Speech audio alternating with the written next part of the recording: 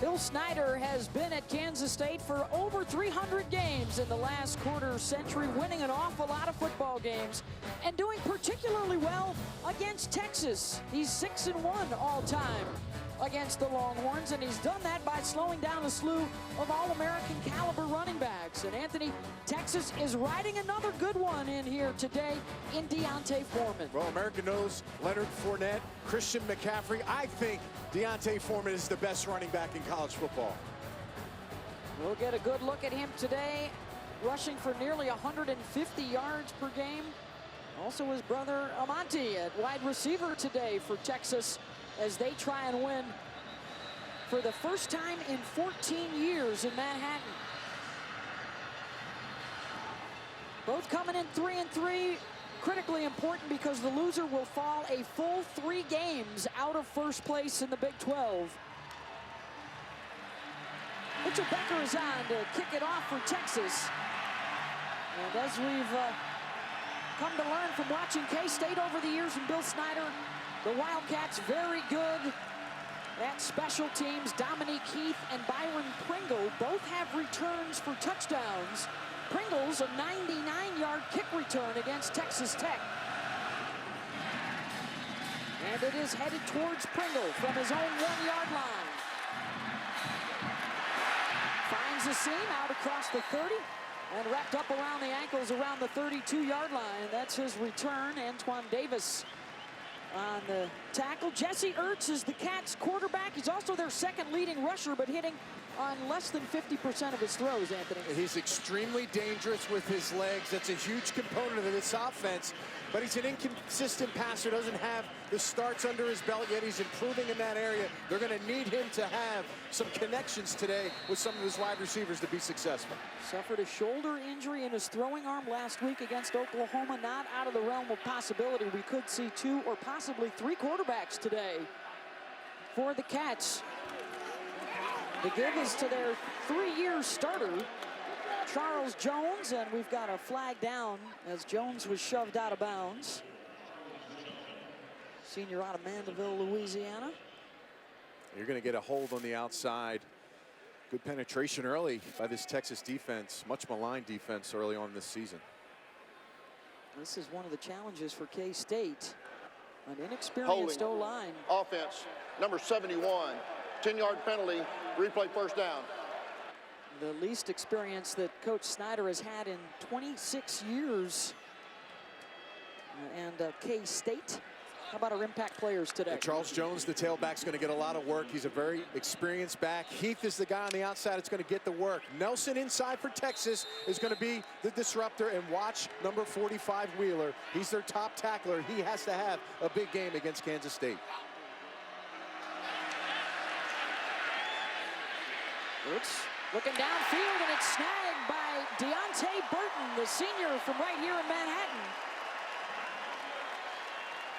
They had a free play on that one. Looked to be offsides on Texas, and the Wildcats will take a 31-yard gain. Number 90. That penalty line result down.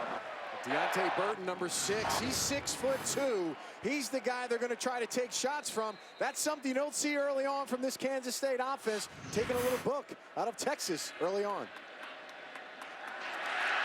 They have jumped again. There is another flag and another free play downfield. They'll run the same thing to Burton. This time he's out of bounds. But they will be able to take the yardage here. Charles Omenihu, the sophomore from Rowley, Texas. Offside. Defense, number 90. In the neutral zone at the snap. 5-yard penalty, first down. And Charlie Strong replaced him after that jumping offsides. Beth, a tremendous amount of sophomores and young players on this defense. And one of the things has been inconsistency, and right there, not having discipline at the snap count. This is the 3rd game now for Charlie Strong since he demoted Vance Bedford and took over the play calling on the defensive side. They've really simplified things and tried to help the younger guys feel more comfortable. We're going to run it with Jones. Gets it down inside the 40-yard line. What have you got for us, Rocky? Yeah, Beth, a lot of youth and a lot of inexperience in the back end for Texas. We saw early on there, Ertz going after the sophomore, Chris Boyd. on the outside there. Look for them to attack. This is a secondary much maligned this year. Got to get it done here for Texas.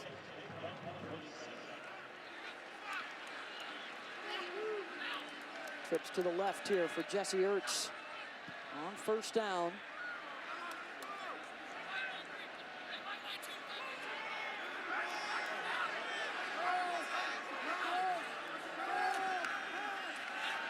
It's kept out into the flat, and the catch is made by Isaiah Zuber. The 11th catch of the year for the redshirt freshman out of Stone Mountain, Georgia. Well, we're not seeing any issues with Jesse Ertz throwing the ball, coming out with his bum right shoulder. Remember, he's got an AC joint issue. He's coming out showing toughness. Ball gets tipped up in the air. Great concentration by Zuber there to make that catch.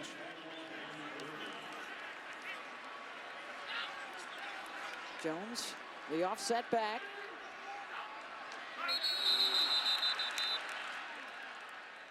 It's Abdul Beecham again, so both lines Offense, number 61, 5-yard penalty, still second down. having some early issues. Yeah, one thing you normally see from a Kansas State team is they're always clean, well-disciplined. That's something that Bill Snyder coaches for these players to be. And right there, you have a JUCO player's first year here at Kansas State, still trying to buy into that process.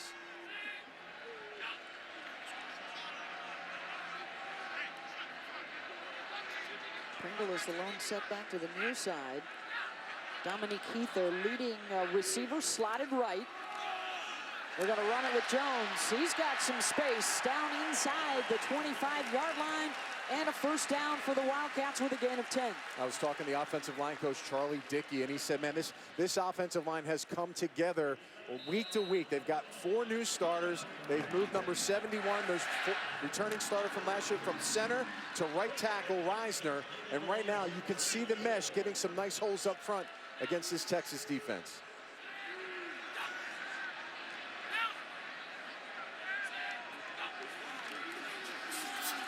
They'll keep it on the ground with Jones, churning those legs down inside the 20-yard line to the 18. Stopped by Poona Ford. And so here we go with the Wildcats in the red zone, the most successful team in college football. Over the course of the last year and a half, they have scored on their last 53 trips, including going 28 for 28 so far this year. They add the fullback now, Winston Dimmel, the up man in the eye, the son of the offensive coordinator, Dana Dimmel. He sets a nice lead block. Jones to the 15. Guys, I love what Kansas State's doing right now offensively. Texas's defense is very fast. You don't try to outrun fast. You run right at it, try to neutralize that speed. Certainly much more of a north-south dynamic here for Kansas State. Really doing well. Yeah, it's all about long drives. They want to get 10 to 15 play drives, slow the game down, control the pace. Right now, the tempo's in their favor. Ball down on the deck. More movement on both sides, it looked like pre-snap. Flags are down. Brecken Hager was the Longhorn that jumped on the edge. Offside, offense, defense, number 44, 5-yard penalty, yardage results in a first down. Longhorns wanted a fast start, Anthony, but too fast. Yeah, 3 offsides. Yep, third penalty right now. And another sophomore, number 44. You got to hold your water on the outside. To me, his eyes aren't on the football. They're looking inside at the running back. That's the reason he jumped off sides. Trips left. First and goal from the 10. They like to hit that corner route on the inside receiver. They're going to run Jones, breaks the tackle, makes his way down to the 6. Charles Jones got great patience. The one thing that he understands in this zone system is he finds the hole, waits for it to come open, and he explodes through it. Early on so far, Beth, he's had some nice carries and really setting the pace of this offense. Had one of his best career games last year against Texas. 18 carries for 122 yards. Already 5 rushes for 28 here on their initial possession.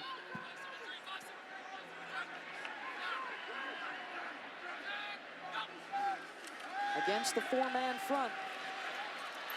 Incomplete, overthrowing Zuber, and another flag on the carpet. And that's the corner route I was just talking about. 3 receivers side, man-to-man coverage inside. They run 2 quick slants on the outside and try to hit the corner player. Defense, number 2. Half the distance to the goal, automatic, first down. And guys, clearly right now they're going after Chris Boyd, the cornerback. Saw it early on in the drive there, and then on that play, they're inside his head right now. Look for them to keep attacking the young sophomore. They've made some changes, have had several different guys playing at corner and at safety throughout the course of this season. Dimmel in the Wildcat, the direct snap to the fullback, and the Longhorns were ready for it. Wrapped up by Malik Jefferson, the middle backer. Little unorthodox to see a team use a fullback in the Wildcat position. Texas defense is on top of it there, not being fooled. It's almost 100% run when he gets the ball, and the speed of the linebackers on the outside. Number 46, Malik Jefferson, on point, ready for that play. Back in the game comes Ertz. As does Charles Jones at tailback. Oh, the Horns almost jumped again.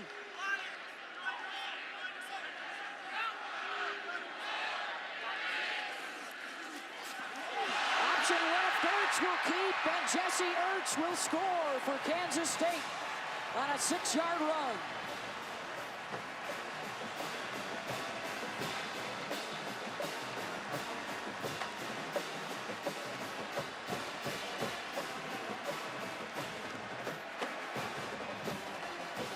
A tactical opening drive aided by a slew of Texas penalties.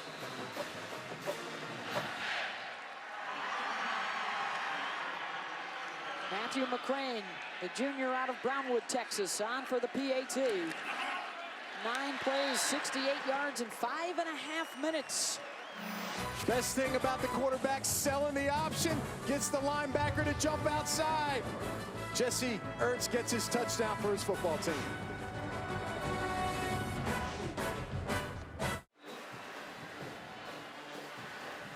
High above Bill Snyder Family Stadium here in Manhattan, Kansas. K-State marching down the field on their first possession. They take the 7-0 lead over Texas. Beth Mowens along with Anthony Beck. Does the Longhorns come in here, Anthony, with that 500 record and big problems on the defensive side, forcing Charlie Strong to take over, and they give up the early score here? Yeah, it's been a collection of missed tackles, undisciplined play. We've seen the jumping off sides in the first drive, miscommunications on the back end. They're coming off their best game against Iowa State defensively. I think the biggest thing is they have a bunch of sophomores, young players on the field right now, and it's baptism by fire, and that's tough when you're going against the Big 12 offenses throughout the league.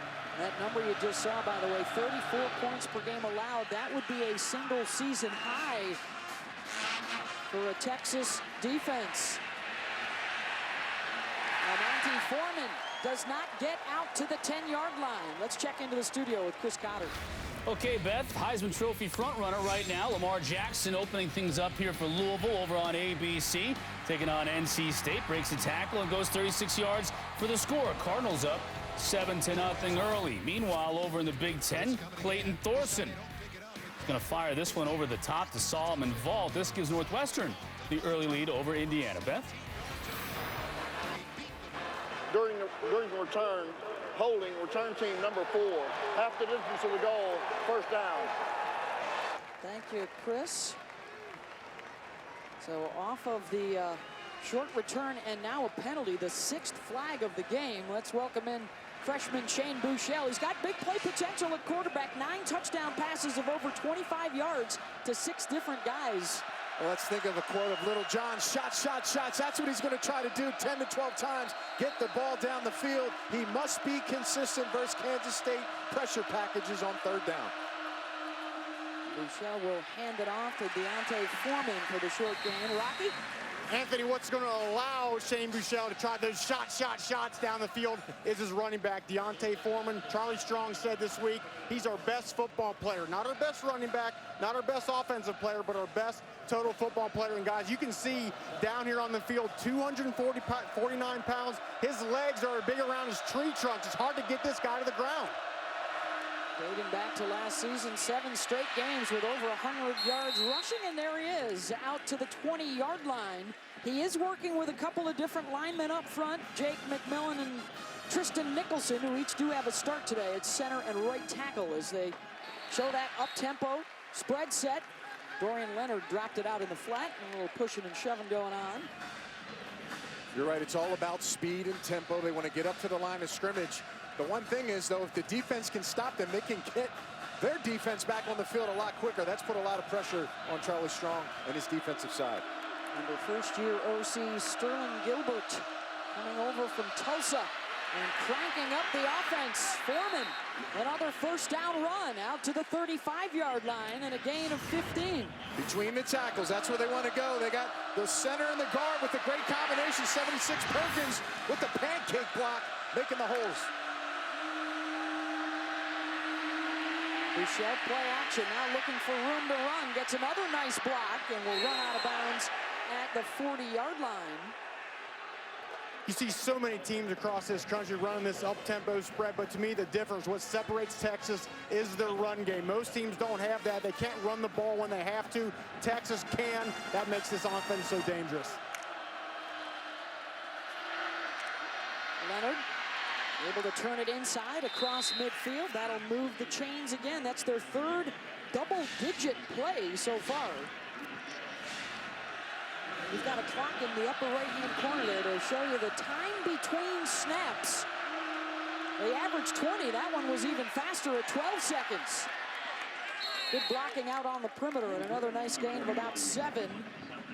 Jake Oliver clearing the way for Monty Foreman, so both Foreman brothers involved early. A lot of receivers see a little confusion with receivers right now getting lined up. They'll stick it in the belly of Foreman. Another gash run right up the middle and down to the 30. 13 more yards for Deontay Foreman. Yeah, great block by the left guard, Bahaye, and he's done a nice job making these holes inside the tackles right now. They're running hard. Give it to him again. Tripped up in the backfield. That was Dante Barnett, one of their top guys on the defensive side up from the secondary. Good run support. You know, we just heard Chris Cotter in the studio talking about Lamar Jackson. He's the third leading rusher in the country. Foreman is second best. And Donnell Pumphrey at San Diego State, the leading rusher in the nation coming into the weekend. Now it's Kyle Porter in the backfield. He'll get the ball, and he is met right at the line of scrimmage by Tanner Wood.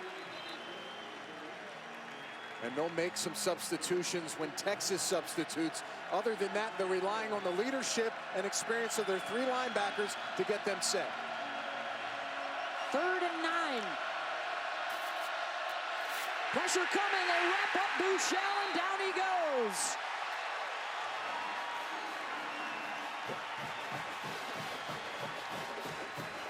They brought inside pressure. Kyle Ball's going to come inside. Watch number 44. Just slips inside. The right tackle, excuse me, who's making his start today for Brandon Hodges, having some issues up front in protection. And that's the pressure we're talking about to get to Shane Bouchel and disrupt his game. The drive stalls with the 9-yard loss. Michael Dixon, one of the top punters in college football, will spin that one down inside the 5, and then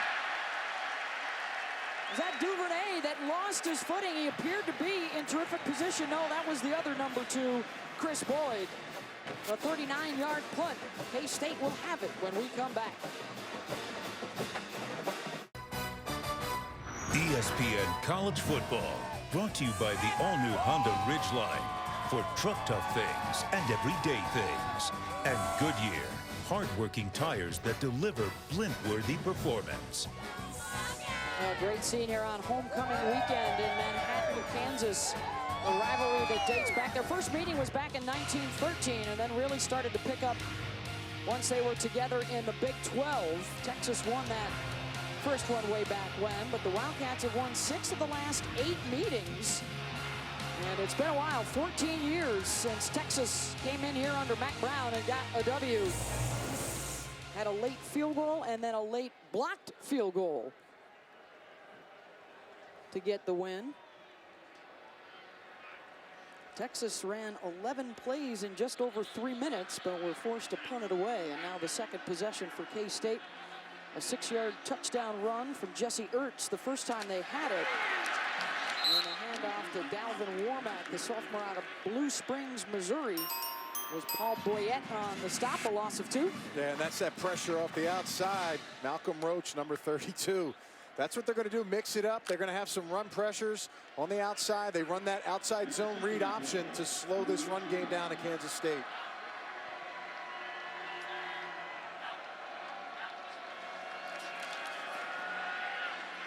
Womack with a nice block in the backfield to buy his quarterback a little more time. They're going to say that was a catch by Pringle. Let's check in with Chris. All right, Shaw, Clayton Thorson is really starting to heat up for Northwestern. He finds his favorite target, Austin Carr, over the middle. Indiana not quite ready to play defense today. 14-0 early, Northwestern on top.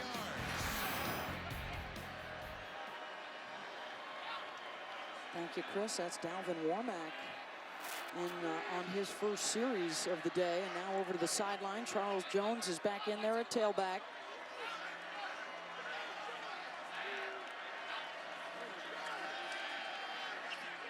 Ertz to Burton. The catch is made just shy of the 30. Forward progress will put him close to that first down marker. And you see the process of the Kansas State offense right now. They get set quickly on the line of scrimmage. They're checking to see if it's close to the first down or not, and they're going to move the sticks. They're going to get their alignment. They're going to overlook the defense, and their coaches are going to basically give them a signal on the sidelines. Give them the look, the protection, the play, and they'll take that clock, Beth, all the way down. The ruling on the field is a first down. That play's under further review. We're going to go ahead and review that spot. As it stands, it's a solid start for Kansas State. Statistically, the worst offensive crew in the Big 12, but they've got the early 7-0 lead. And the play that they're taking a closer look at.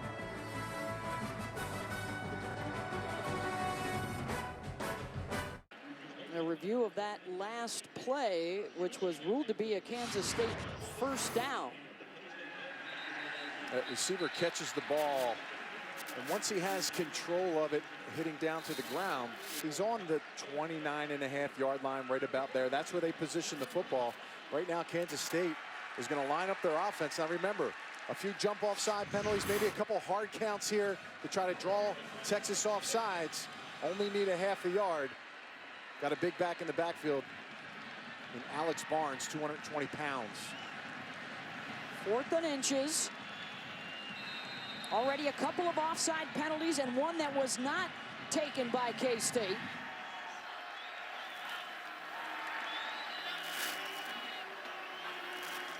And they will snap it and go for it.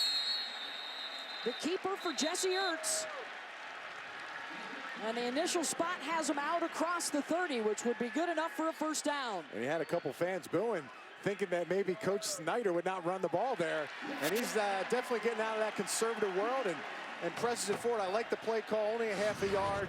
They're able to get the quarterback to get inside the big blocks of their linemen. They call that a wedge play. All the linemen come down in a wedge, and the quarterback just funnels through. You only need a half a yard there. Nice call. Alex Barnes will stay in the backfield alongside Ertz. 3 down linemen here for Texas.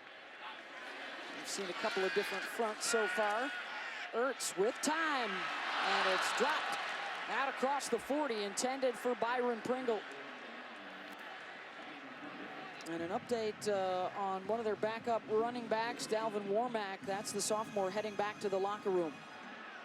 Great protection right there for Kansas State. Ertz puts a nice ball out there. Pringle's got to catch that. Now, what I did see was with the great protection, there were some huge run lanes. Ertz has been a guy that can run the ball effectively. Look for that moving forward when they see some of these films on the sideline. Jesse is 4 of 5 for 49 yards. Dimmel back into the game, and he's the motion man. They'll throw to Zuber, the catch and the lunge out to the 33. Let's check in with Chris. All right, Beth, let's go to the Big 12. Kansas and Oklahoma State Jayhawks wearing those throwback dark blue uniforms. Montel Cozart finding Cuviante Gonzalez 68 yards, and Kansas on top early.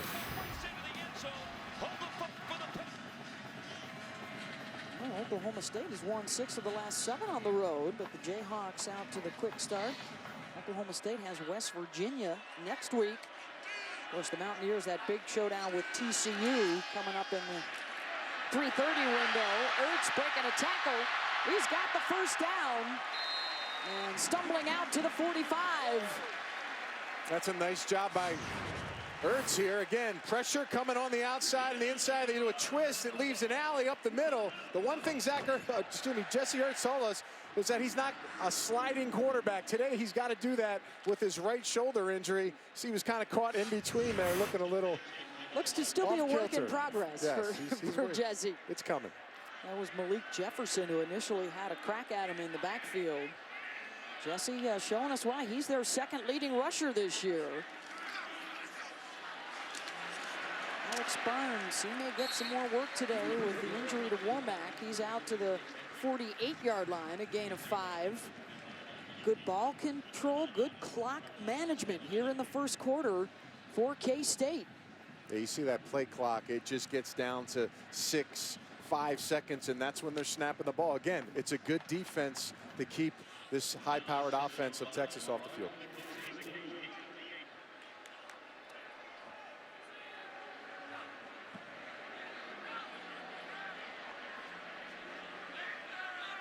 Go with a couple of tight ends here, both Valentine and Gammon in the game. Play clock down to 3. Ertz with the design to run, lost a yard. Rocky? Yeah, Beth, you just mentioned the fact that slow, methodic tempo of Kansas State. Texas offense, very dynamic, very explosive. The best defense against that is to keep them on the sideline. The sideline in the history of football has never given up a big play, has never given up yards. Keep that explosive offense on the sideline. This game plan working out well right now for Kansas State. Rocky, talk to me about the linebackers, the defensive players waiting every one of these snaps. Does that kind of mess with their timing a little bit? Well, yeah. I mean, as you're trying to figure out where your gap is and you're moving in and out, you're now all of a sudden you're thinking too much, and they're checking the play in and out versus just getting to the line and running it. Ertz to Burton to the 45. Hustling for a couple more yards. 9 yards on the pickup and another first down. You know, one thing, too, I'd say the get-off of the defenders, trying to get off on the snap count or trying to get off on the snap. You really don't have any timing. You know they're trying to whittle that clock down, and it takes away kind of your adrenaline. You're coming into this game, you're all fired up. Heck, half of the defense was jumping off sides early. Now they're kind of slowing them down. Got to keep that momentum going and stay enthused throughout this football game. Defense has already been on the field for over 10 minutes for Texas. This is the 11th play of this drive. Ertz to Dimmel coming out of the backfield, making a couple of guys miss, and reaches down to the 30-yard line. Winston Dimmel. Who says a fullback can't make moves on the outside and make a guy miss? Winston Dimmel showing us a little athleticism there. Just a little check down, Beth. Again, moving the chains, the sticks, make a couple guys miss, which Texas has shown in the past on defense. And again, another first down, another opportunity to run this clock down.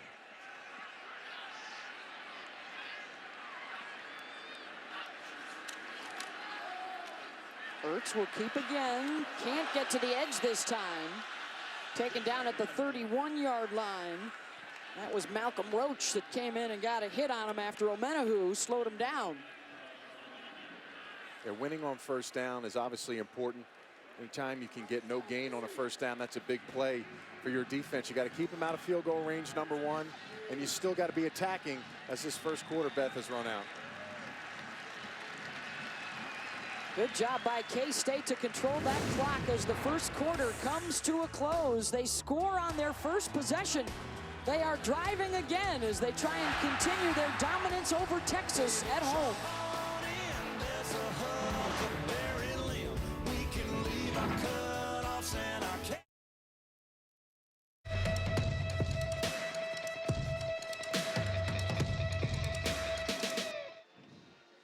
Taco Bell is a proud partner of the College Football Playoff. Be on the lookout for Taco Bell student sections and passionate fans like these at games all season long.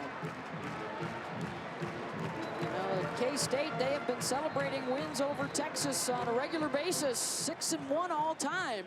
That only loss coming back in 2002. They've had the ball for 11.5 minutes and have run 21 plays through the course of the first quarter as we move into the second. And the second time they have had the ball, trying to get back into the end zone. Nice catch made by Dominique Keith, their top target. And it'll depend on the spot as to whether he's picked up another first down just outside the 20. You know, one thing Charlie Strong has been talking about all week about this Kansas State team is the fan base and the crowd and the advantage that they have. They packed 51,000 plus in here very tightly. They're very loud. The one thing Coach Snyder said he did was he changed the student section from behind the goalpost and put them over in the 30-yard line. Gave them some better seats. I don't know if he's footing the bill on that, but he got them some better angles to watch and cheer for a team. Right behind the opponent's bench, we might add, on the far side of the field. This is Charles Jones. Lineman in front of him lost a helmet as Jones burrows his way down inside the 20. And Beth, you just talked about that crowd, but right now deathly quiet while Ertz in this offense works so the communication can happen between himself, the offensive line, and the wide receivers. But I'm sure it'll get back up to tempo once Texas gets that ball back. Reminds me of the Colts, Rocky. Peyton Manning, everybody quiets down in the stands on the the remember Peyton Manning would always go to the crowd and say, calm down, and literally you can see the people in the stands go, shh, Peyton said to quiet down. So they are back in the red zone once again. They are 29 for 29 this year, 54 consecutive trips that they have put points on the board, including Jesse Ertz with the 6-yard touchdown run in the first quarter.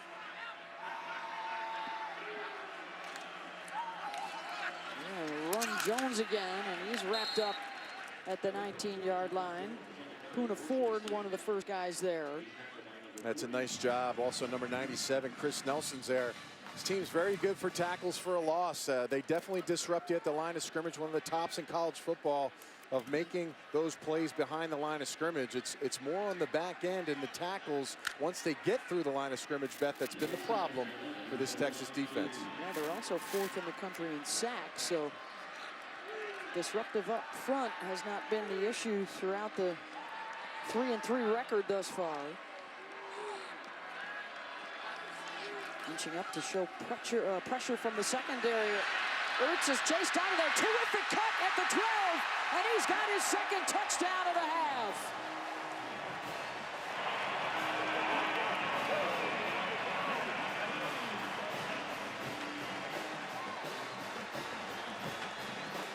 Kid's got some subtle elusiveness to his run game. Watch as he just finds the hole nice and easy. He's very patient. And he just jukes number 24, John Bonney, the cornerback, out of his shoes on that one.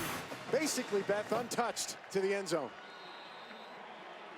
2 long drives, 2 scores for K-State. That one goes 16 plays, 7.5 minutes. And Matthew McCrane's extra point is good. As nimble as you can be at the quarterback position. Watch him breaking ankles on the outside, a little stiff arm to finish the deal in the end zone.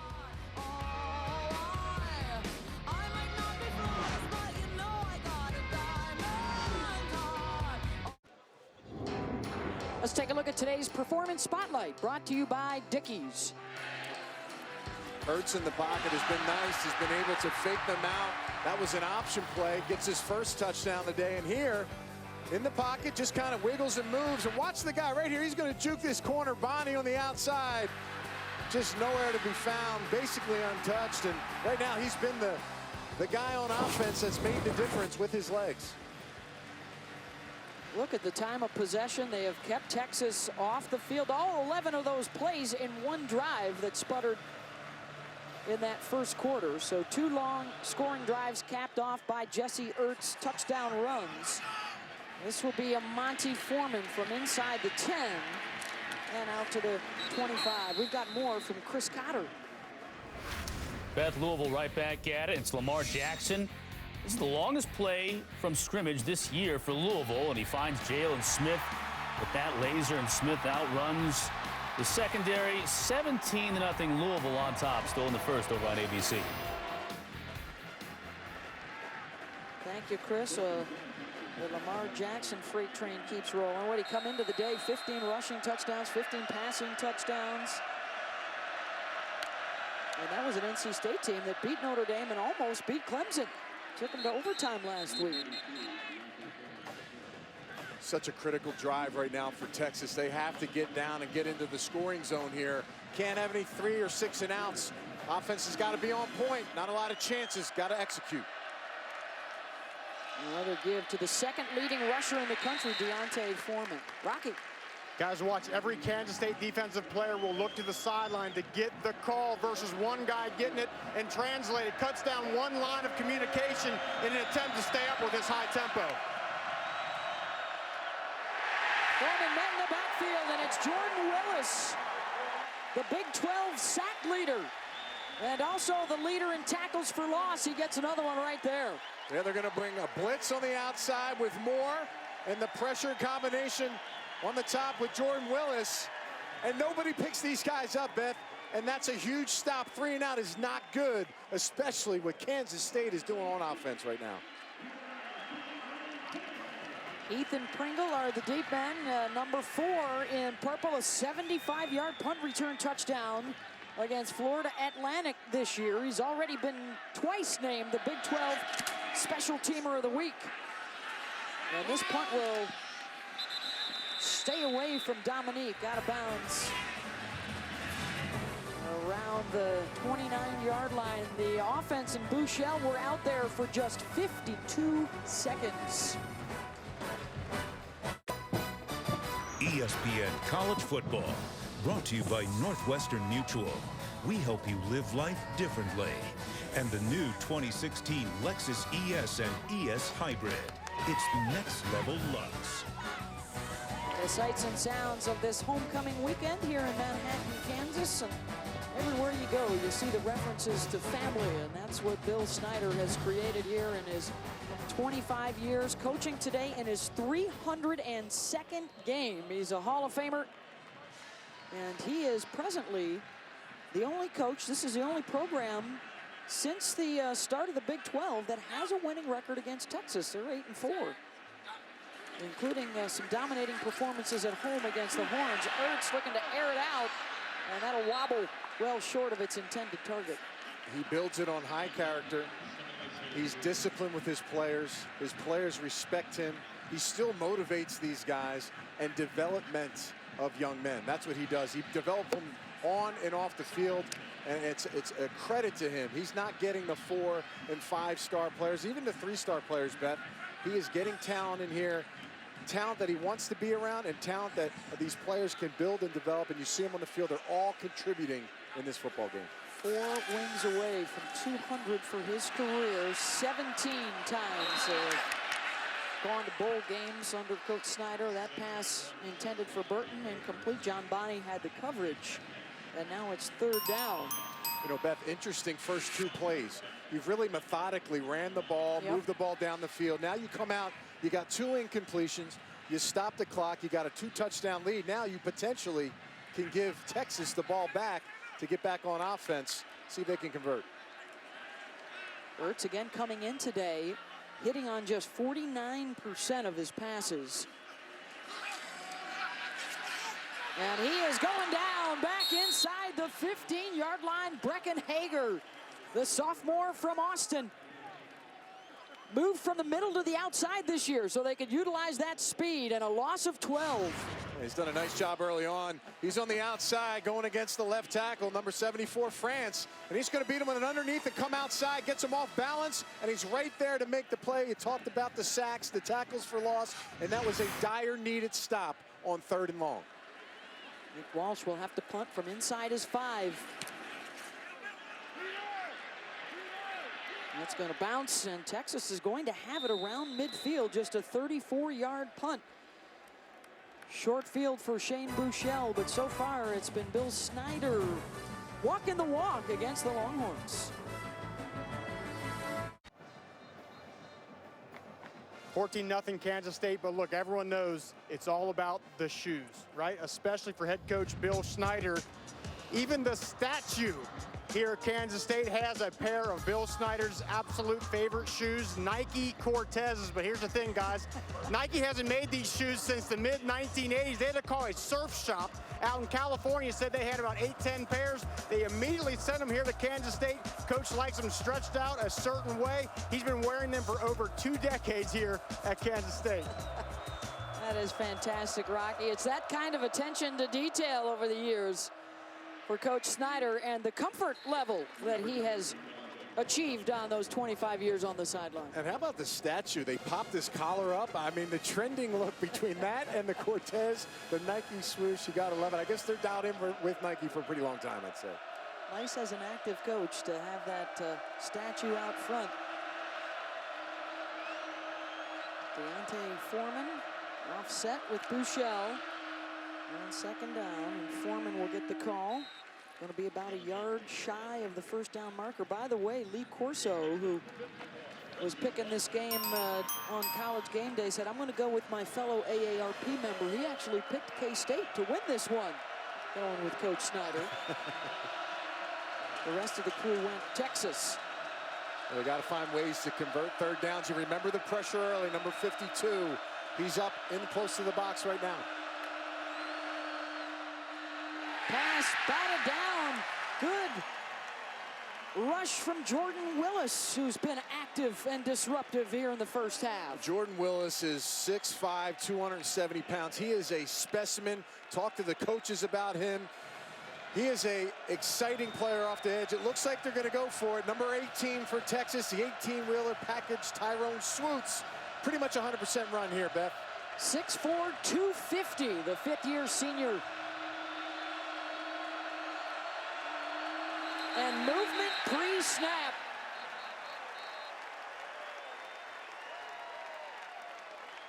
Can't have it. You got new players on the edge. Number 72, Rodriguez, coming off the bench, not ready for the tempo. Multiple players move. Only fourth down. That is the 5th penalty accepted against Texas so far in the first half. Those moments are crucial in the game, Beth. 4th and 1, you've got to be dialed in, locked in. The crowd isn't that loud. You've got to be able to hold your water and get that first down. Jumping off sides forces you to punt. On comes Michael Dixon, the sophomore from Sydney, Australia. Pringle with the fair catch around the 9-yard line. That's a 40-yard boot. K-State offense back out on the field with a 2-touchdown lead. Tonight on ESPN, it's an SEC Top 25 doubleheader coming your way. First at 6 Eastern, it's Arkansas, Auburn. Then at 9 o'clock, LSU at home down in Death Valley to take on Ole Miss. Both those games also streaming live on your ESPN app. And the story out of Baton Rouge is that Leonard Fournette is back and ready to go tonight, returning from an ankle injury. You know, it's interesting, Beth. You know, Leonard Fournette is a guy who's coming off a high ankle sprain. I'll be quite honest with you. I'd be more leaning towards maybe shutting him down for the season. As a player, he wants to get back on the field. I get that. But as a staff and the coaches and the trainers, I think you got to lean on the high side of being safe and making sure that he doesn't re-injure. He's got a big-time career ahead of him. I think we're all in agreement that he'll probably leave this year, too. I'm not necessarily in agreement, though, Anthony, about him not playing. If he's healthy, I think he should play football. If you're a football player, play football. If you're a broadcaster, broadcast games. Do what you're supposed to do at this point in your life. I think if you start thinking about the situations. Illegal block in the back. Offense, number 6. From the previous spot. Replay first down. Yeah, I just think if you start thinking in life trying to wait for the perfect situation, that's just not a good way to live your life. If he can play, I think he should play, and I think he wants to play because he's a football player. Yeah, we know he wants to play. I would just say having a high ankle sprain in my career, Beth, that is a long-term injury. He's been out for quite a bit. Hopefully he's 100%. You trust the coaches and trainers in that situation. If they agree he's 100%, he'll hit the field. But if he's not close or he's not near 100%, I would not risk it. Todd McShay's got him right now listed as a first-round pick, along with Christian McCaffrey and Dalvin Cook. Could be 3 running backs going in the first round. That's Byron Pringle there with the catch, the sophomore out of Tampa, Florida. Junior college transfer who's made a nice impact at a 9-yard gain.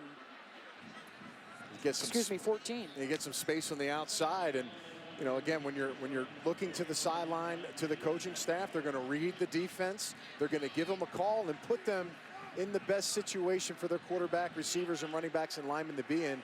Right there, taking advantage of off coverage. It's Freeman, the linebacker, creeping up. They'll bring Bonnie off the edge with the corner blitz. It's picked up, and a first down, Justin Silman. How about an update on that Wisconsin-Iowa game, Chris? All right, Beth, here's what happened. Martin Houston came in a quarterback for Wisconsin. Hornibrook went out with an injury after a targeting call. Finds Troy from Magali. Forget about it, right? 7-0 Badgers on top over on ESPN. Thank you very much, Chris.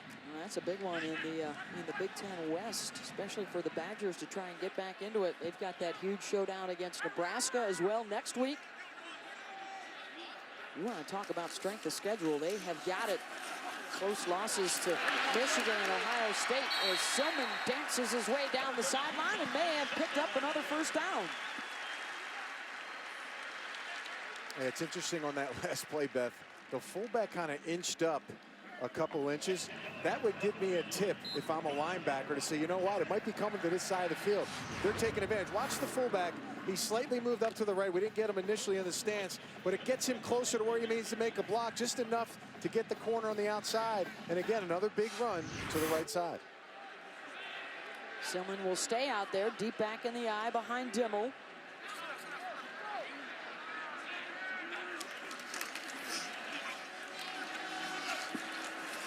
Gets his head down maybe a couple of yards, Rocky. And this Kansas State offense completely has this Texas defense on its heels. We're seeing all kinds of variety out of this offense. We're seeing inside runs, outside runs, quick game, deep shots, screens right now. It looks like this Texas defense does not know where this offense is going to hit them. And this is where you really have to test your skill set, your experience, and unfortunately for Texas, Beth, they got young players on the field right now. You've got to be gap sound. You got to be in the right spots. You got to see your keys. And when you're sitting in your stance for a long time waiting for the snap to count to get snapped, sometimes you start getting off your game. Right now, they have to be trusting their eyes with this offense.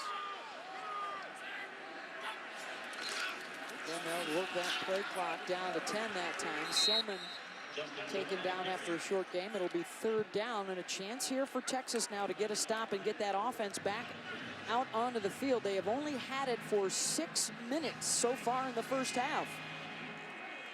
Well, listen, if I'm Texas here, I would get in the face of these wide receivers, challenge them to get open in a route, and bring an extra defender in the rush here, and make sure your lane integrity. Don't let the quarterback scoot out through an open lane. We'll go with 4 down linemen here on third down.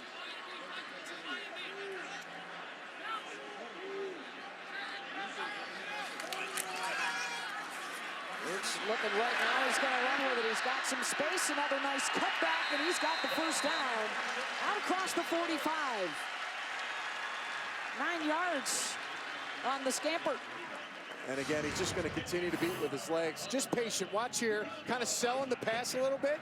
And as soon as the alley opens up to the outside, it's a free lane for him to run. The defensive end collapses inside, and there's a lot of space. I mean, they can honestly do that all day. If you don't have consistency in your gap and your pressures, and you start moving around and leaving spaces, he's going to get you with his legs. He's run it 8 times for 36 yards. He's also thrown it well, 9 for 12. He'll get out of bounds again. What did Coach Snyder tell us yesterday? We've got to do well on first down, so those third downs are manageable. They have been so far in the first half. They're 4 of 6 in their conversions. I mean, if you came in with the game plan, this is exactly what they talked about they wanted to do, but it's always tough to execute. Holding the ball, methodical drives, bringing the play clock down, just really taking Texas completely out of their game plan and definitely off schedule for their offense on the field. Texas defense has been out there for 18 minutes already. Jesse Ertz with a couple of touchdown runs for a 14-0 lead. That pass is batted at the line of scrimmage. That was Brecken Hager. Hager's made some nice plays in his few opportunities where they were able to make splash. He had a big sack on a 3rd down, obviously swatting that ball there, and it puts him in 3rd. And in pretty much a long situation. 6 yards was the last 3rd down. They were able to convert it.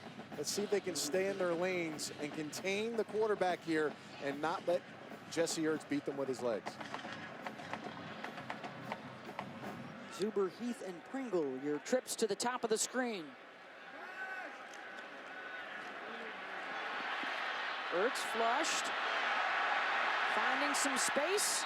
He'll tuck it at about the 44-yard line. It's going to be close to, they say his knee went down at the 45, and that would be short. And Jeremy McCullough, number 23, a true freshman, had a huge opportunity just to break down and make the tackle before he lunges at him. Ertz just waits for that and runs to the outside. They're going to go for this opportunity here on 4th down, having success early. They've already converted once on a 4th down.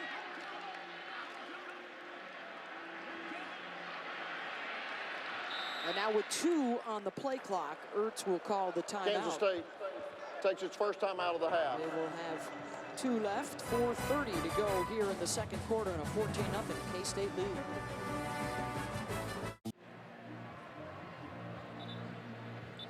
Tonight on ABC, JT Barrett and 2nd-ranked Ohio State will face another tough Big Ten opponent on the road. It's the whiteout game at Beaver Stadium with the Penn State Nittany Lions. Tonight at 8 Eastern, 5 Pacific on ABC.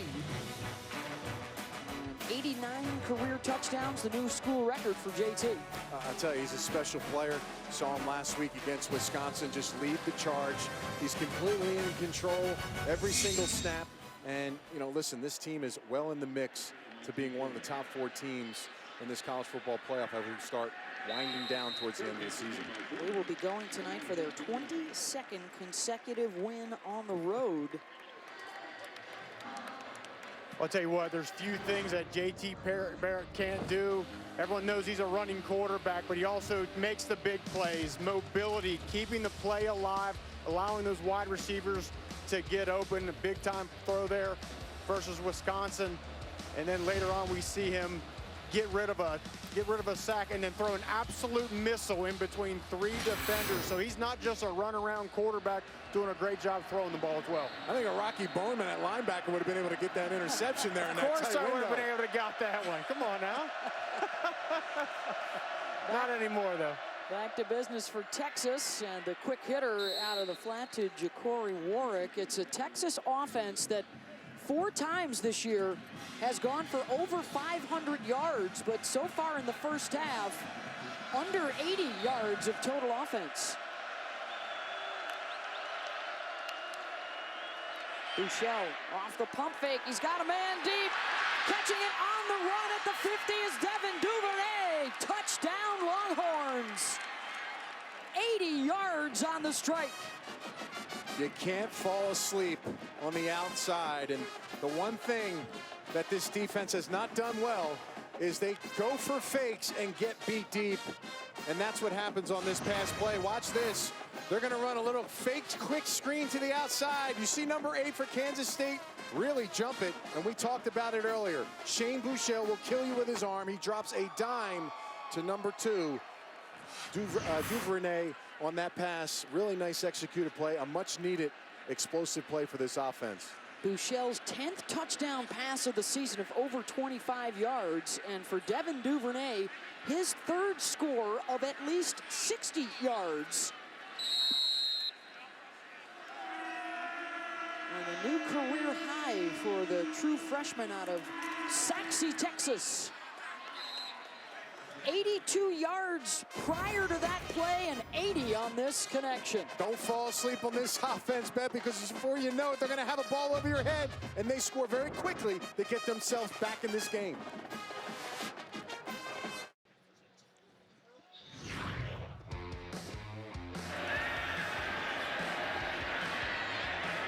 Buechele doing a nice job on his deep throws. That was Duvernay earlier in the year. Something that he's worked on a lot in the offseason. Another connection with Duvernay.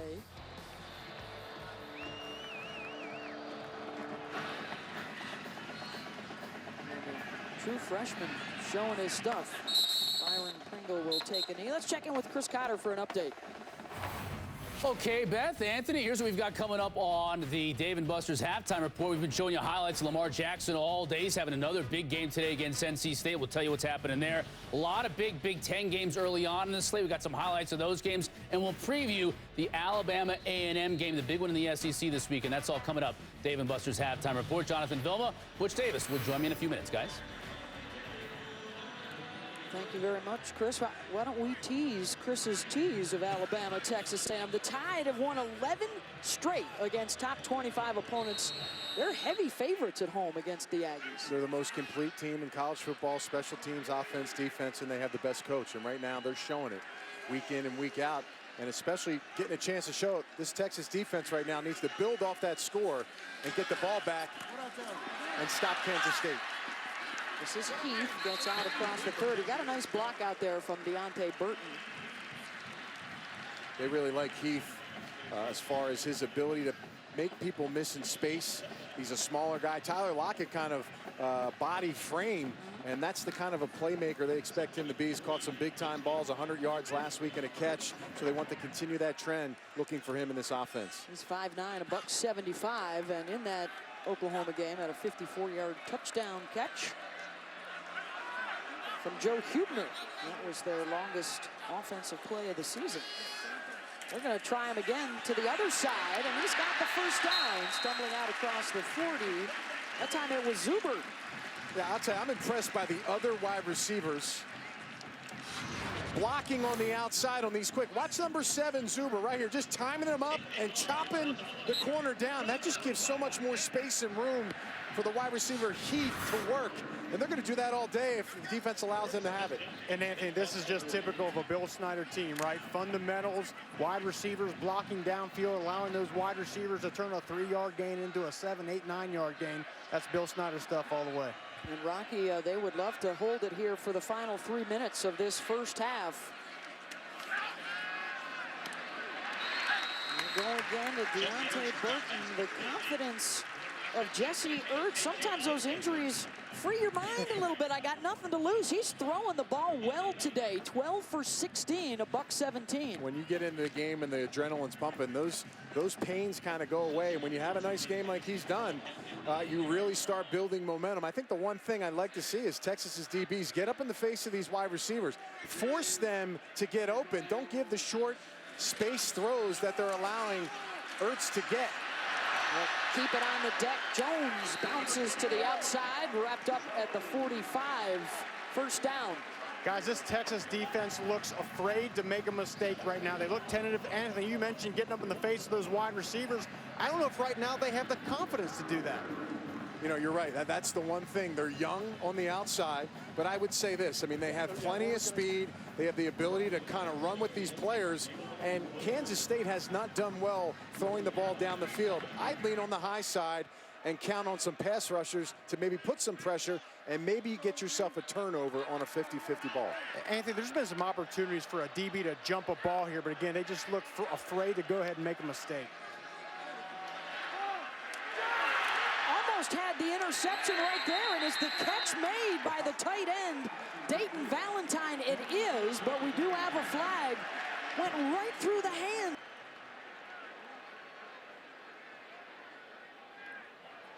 What was the phrase that Charlie Strong told us yesterday? Confident coverage. That's what we're looking for. Ineligible receiver downfield, offense number 88. That's a 5-yard penalty, replay first down.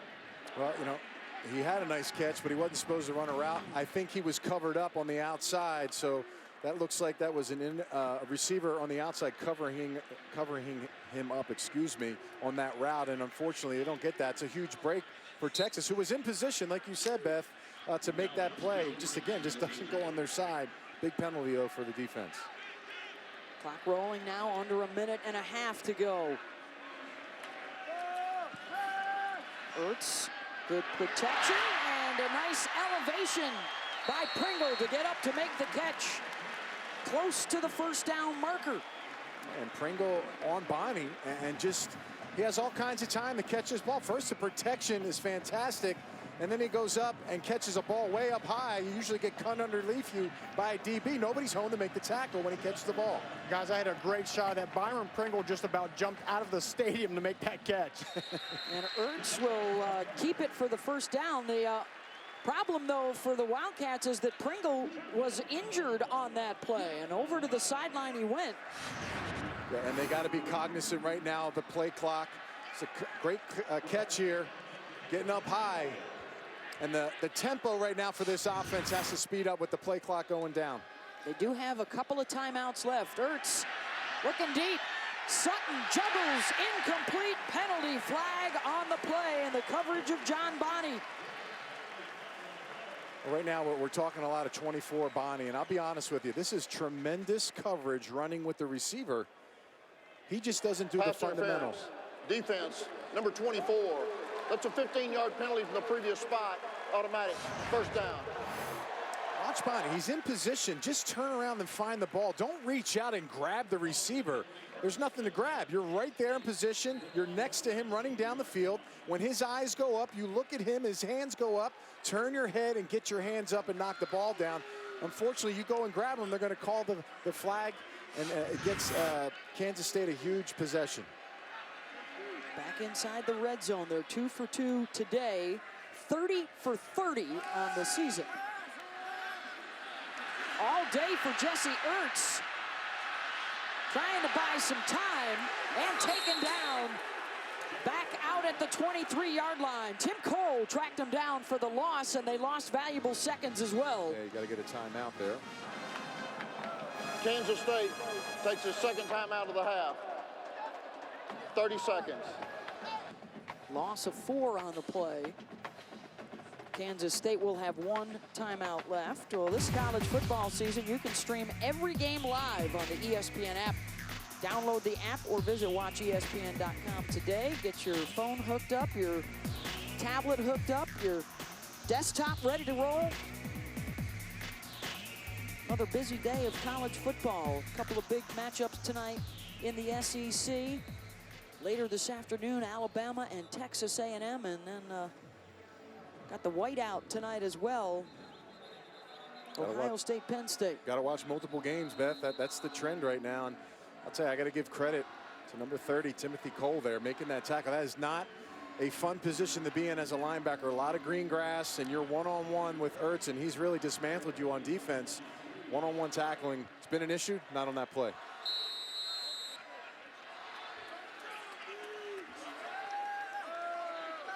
Pringle is back into the game now, down at the bottom of your screen alongside Dominique Heath.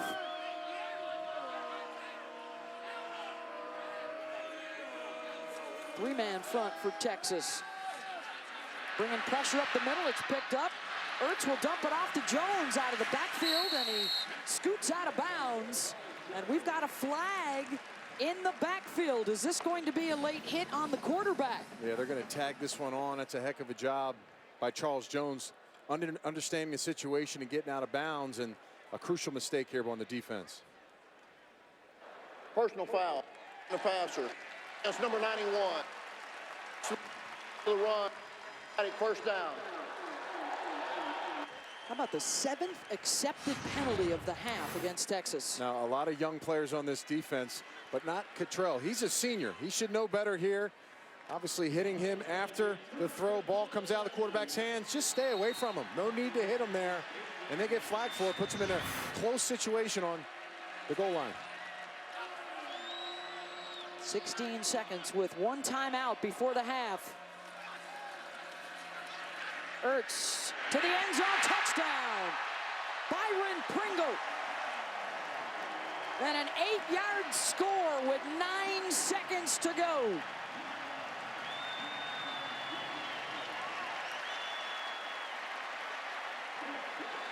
And they're going to pick on Bonnie again, number 24. He's going to run a slam route on the inside of him, going to shake him. Nice route. Bonnie's got no answer.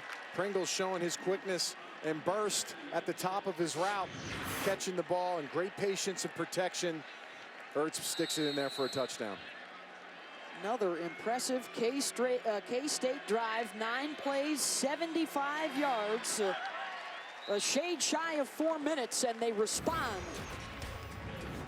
It's been all Kansas State in this game, running, passing, making the big plays, exposing this Texas defense.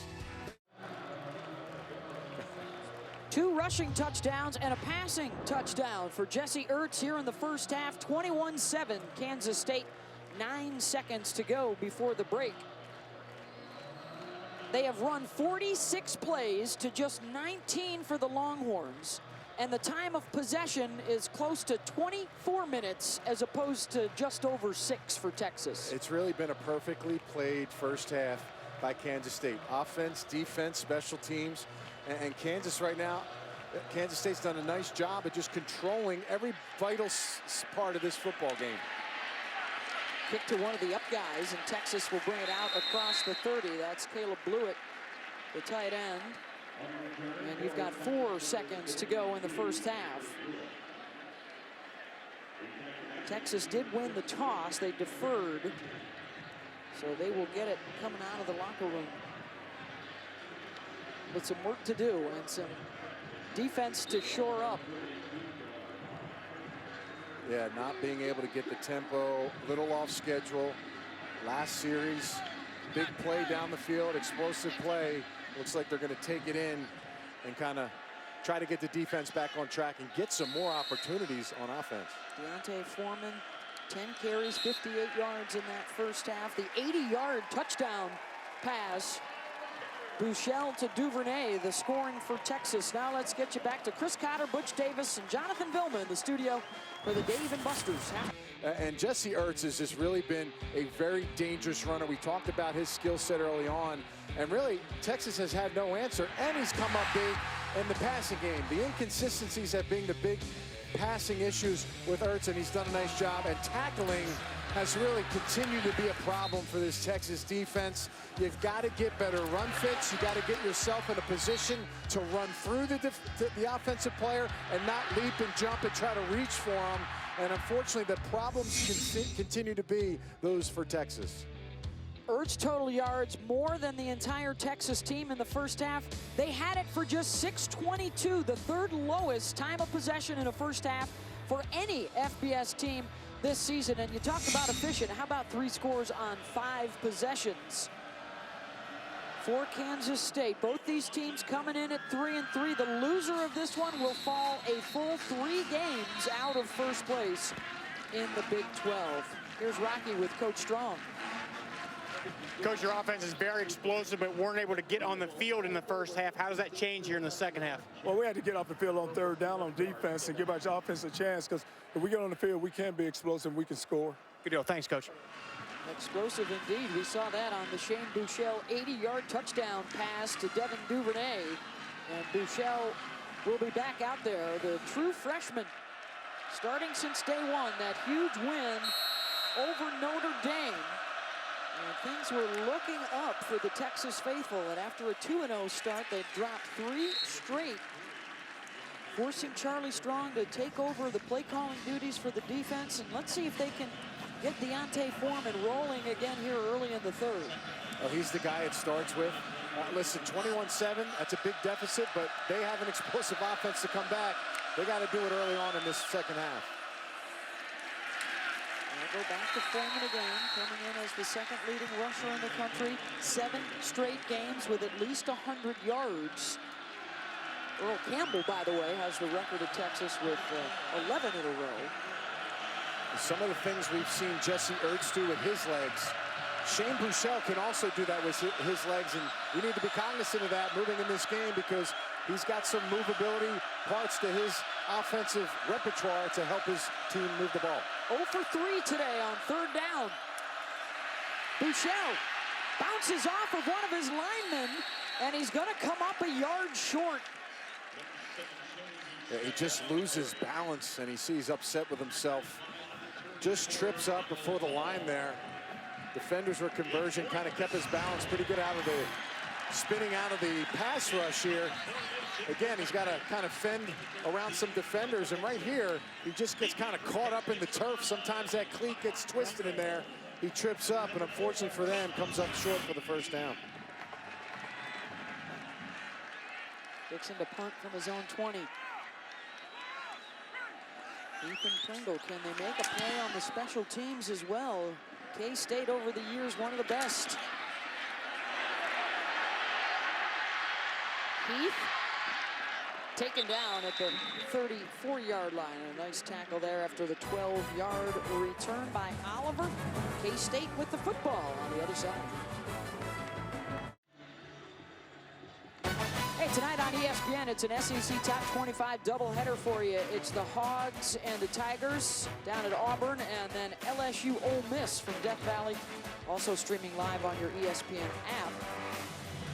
As the K-State offense heads back out there with Jesse Ertz at the helm. Number 46, Malik Jefferson, is back in the middle of that defense, the sophomore out of Mesquite. Haven't had a chance to call his name very much today. Charles Jones, short gain, Rocky. Beth, you mentioned Malik Jefferson. The last couple of series of the first half there, didn't see him in the game, not sure of the situation. Jefferson, one of the top recruited linebackers in the entire state of Texas, is back in there right now, but he's been much maligned this year. I think a lot of the fan base and certainly the coaching staff expecting a little bit more out of number 46. And again, you know, the Big 12, when you're playing against these high-powered offenses, you have a lot to worry about in the pass game, the run game. So I'm sure his head's spinning as a youngster, but you got to go out there and play fast and utilize your talents, and that's something Jefferson has to learn to do when he's on the field. Drops it off underneath to Charles Jones. So what do you guys think is at the heart of the matter? I mean, Rocky, you've been through this before. You essentially change your coordinators mid-season. And we've talked about how much talent they've got. There's no question about that. Yeah, and one thing I've seen, Beth, is Strong's done a good job of simplifying this scheme. They're only playing a couple of coverages right now, so I don't think that's the issue. To me, it's confidence. They're out there thinking, they're second-guessing their skills instead of letting their athletic ability take over out there. And I still think the amount of time in between plays, they're waiting for something to happen. I just feel like they lose a little focus there, and it gets them out of their run fits, but they have to be a better tackling team if they're going to win this game. Ertz will keep it, and Winston Dimmel got a nice block on Malik Jefferson, and that gave Ertz the step to the edge and a first down. No one ever talks about the fullback, right? He does a lot of good things. He makes the key blocks. He understands what his deal is, a part of the offense. He caught a ball earlier today, made some people miss. I've been impressed by his play, and there's a reason why he's on the field, because he contributes without needing any type of appreciation from people like us up in the stands. But I'm going to give it to him. He'll get praise from the offensive coordinator, and then he can say, hey, thanks, Dad. Exactly. Pops Dana is the OC. Heath, they've done a nice job of getting him touches in space. And Rocky, there's that cushion. You know, they're just kind of getting it out to the wide receiver that's got the biggest space in between the DB and making, you know, 5, 6, 7-yard gains. Yeah, and here's the thing. We keep talking about, okay, they're young and, you know, they're making mistakes out there. But, I mean, this season is almost halfway over, guys. I mean, these sophomores are almost juniors, really. So at some point, there needs to be a little less excuses for, oh, they're a little bit inexperienced out there. They got to start making plays. The big thing, guys, that I see down here, just a lack of confidence in their ability. Jones, good blocking up front. Springs Jones. Rumbles down inside the 20-yard line. This offensive line for Kansas State really done a nice job. Got left guard pulling around Beecham. Reisner, the right tackle, making some holes. And at the end of the day, Charles Jones is a patient back, 26-yard gain. And he's really been the quiet leader for this football team. And they're going to ride his back when it comes to tailbacks in the backfield. 10 carries, 64 yards, and back into the red zone, continuing their pursuit of perfection. 31 for 31 with scores on the year. Jones, first down. And they'll put the chains away down inside the 10-yard line. You know, where are the linebackers filling? The fullback's leading through the hole. He doesn't have anybody to block. He's just standing in space. Just huge holes right now for this Kansas State offensive line that they're creating. Anthony, these linebackers are chasing ghosts out there. I have no idea. They're hitting gaps where the running back is going to the gap to the complete other side. I don't know if their minds are just spinning or what the situation is right now, but certainly not getting the job there done on the second level. They just hustled their nickelback P.J. Locke onto the field. Jones on first and goal. Huge hole. He finds it. The ball is out in the end zone.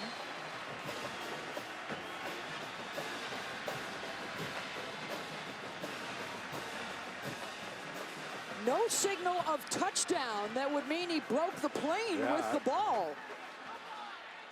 Well, if he fumbled past breaking the plane, then it's obviously a touchdown. We haven't got a signal yet. Recovered in the end zone for a touchback. Wow. Well, we'll have to see this one again. Remember, once it crosses the plane, Charles Jones going in. He's Further review. He's met on contact by number 45, Anthony Wheeler. He's their leading tackler. Now the ball obviously comes out. The question is, we can't see exactly. Here we're going to get a look. It does look like it is shy of the line there. It's a nice angle. The ball is actually visual. Even though his back is to us, we can see the ball coming dislodged prior to the line. This is an excellent shot right here. You'll see. Watch Wheeler engage. Ball comes up, out. Man, I'll tell you what, it's a game of inches, and the referees are going to get this one right. Heck of a play. Texas needed that, because I'll tell you right now, that looked like an easy walk-in touchdown. And Johnny on the spot, Wheeler, we haven't heard or talked too much today. He's their number one tackler, made a big play at the goal line.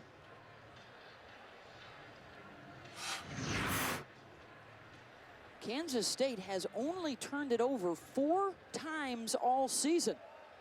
And now a fumble just short of the goal line on a big hit from Anthony Wheeler.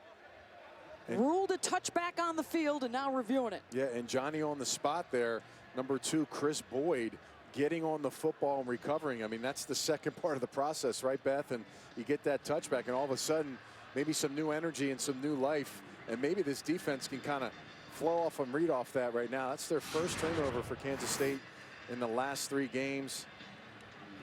Again, I want to say his arm, Wheeler's left arm, because he looks like he's slipping. You know, he doesn't necessarily get a helmet on the ball. He pokes his left arm up. We're not going to see it, but that back angle, you see him get his left arm in there, punch the ball out. Just great awareness, just trying to really combat the fact that he was falling down. And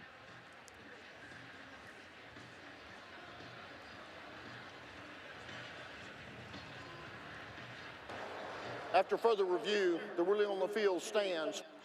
Back, first down. First fumble in 3 games. That's going to snap a streak of 56 consecutive red zone trips with points. ESPN College Football, brought to you by Chick-fil-A. We didn't invent the chicken, just the chicken sandwich. And Buick, proud partner of the NCAA. Back here in Manhattan, Kansas, and K-State with the 21-7 lead over Texas, but the goal line fumble recovered by the Longhorns, and the streak is over. It will end at 56 consecutive trips into the red zone, putting points up on the board. It's just their 5th turnover of the season, and now Texas will try and seize some momentum.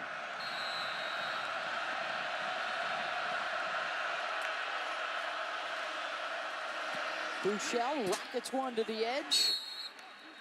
Lamonte Foreman, the junior out of Texas City, with the catch. That'll be good for a first down.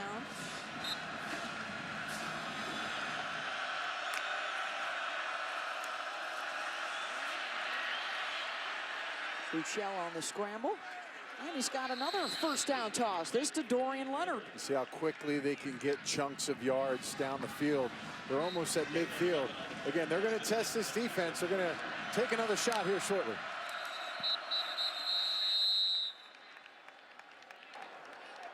The previous play is under further review. Dorian Leonard was the receiver on that last play, and ball was thrown low, came back on a comeback route. Let's see if he actually caught it. Stands as an 11-yard gain under review. Back in a moment. Vacation. Back here in Manhattan, Kansas. And a reminder that this week's Monday Night Football matchup will see Brock Osweiler return to the Mile High City to lead the Houston Texans against the defending Super Bowl champs, the Denver Broncos. Coverage will begin Monday night. Countdown served up by Applebee's at 6. All the action, of course, also live on your app. So you got Brock Osweiler heading back to exchange pleasantries with John Elway right there. Yeah, I mean, listen, not a lot of confidence in wanting to pay him to come back, and Brock Osweiler is doing it right now in Houston, and Denver's been struggling quite a bit on offense. Haven't been able to get in the end zone much in their last 2 games. After the review, it was ruled a catch for Texas, and now another catch here for Ja'Cory Warwick. 6 yards on that pickup. Nice job, 3 straight completions, getting in a groove for your quarterback. On the ground, Deontay Foreman. We've got a flag down. We've also got a helmet off of one of the Texas players.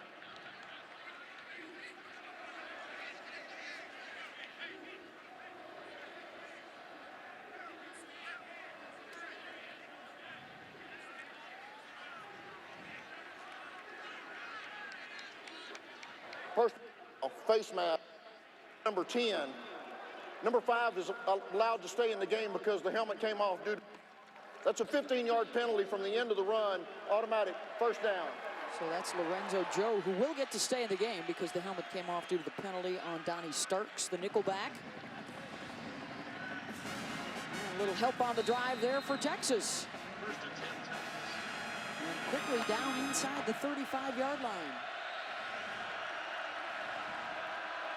Trying to cash in on a goal line turnover. Kansas State has not given up any points this year off of turnovers, and they are right there waiting for Foreman, led by Elijah Lee, their leading tackler.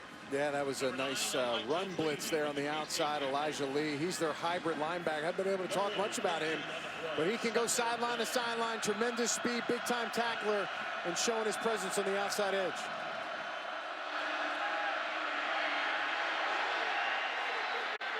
Buechele trying to run away from the D's down to the 25-yard line. It's going to be 3rd and short. It's an element I like. You know, his legs are dangerous. He's got good awareness in the pocket. When it's not there, I think he should pull it down and run more often. He's gotten some nice chunks of yards right here. 3rd down and short. He's got to find a way to get a big play and convert this.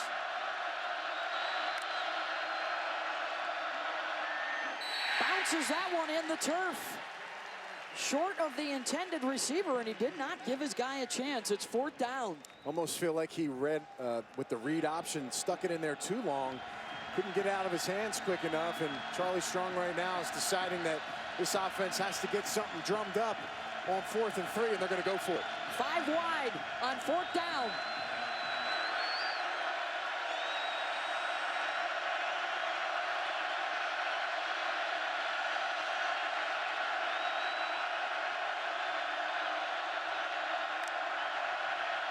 Pressure coming, Buechele underneath, and it's dropped by Dorian Leonard for what would have been a 1st down, Texas. Right on the digits. These are the things we were talking about right here. Opportunities to make plays. You need players to step up. It's a quick slant. Ball's right in the hands. He takes his eyes off it for just a second, and he's not able to bring the ball in. Defensive back Shelley's there to make the tackle, and again, that shuts down a potential opportunity for this Texas offense, who hasn't had many, Beth, in this game. And you see the frustration over on that sideline. They twice today have moved it well for about 60 yards, Anthony, and the drive stalls around the 30, and they'll give it back to Jesse Ertz and K-State. Had trouble there with the snap. They'll set up the receiver screen there for Dominique Keith.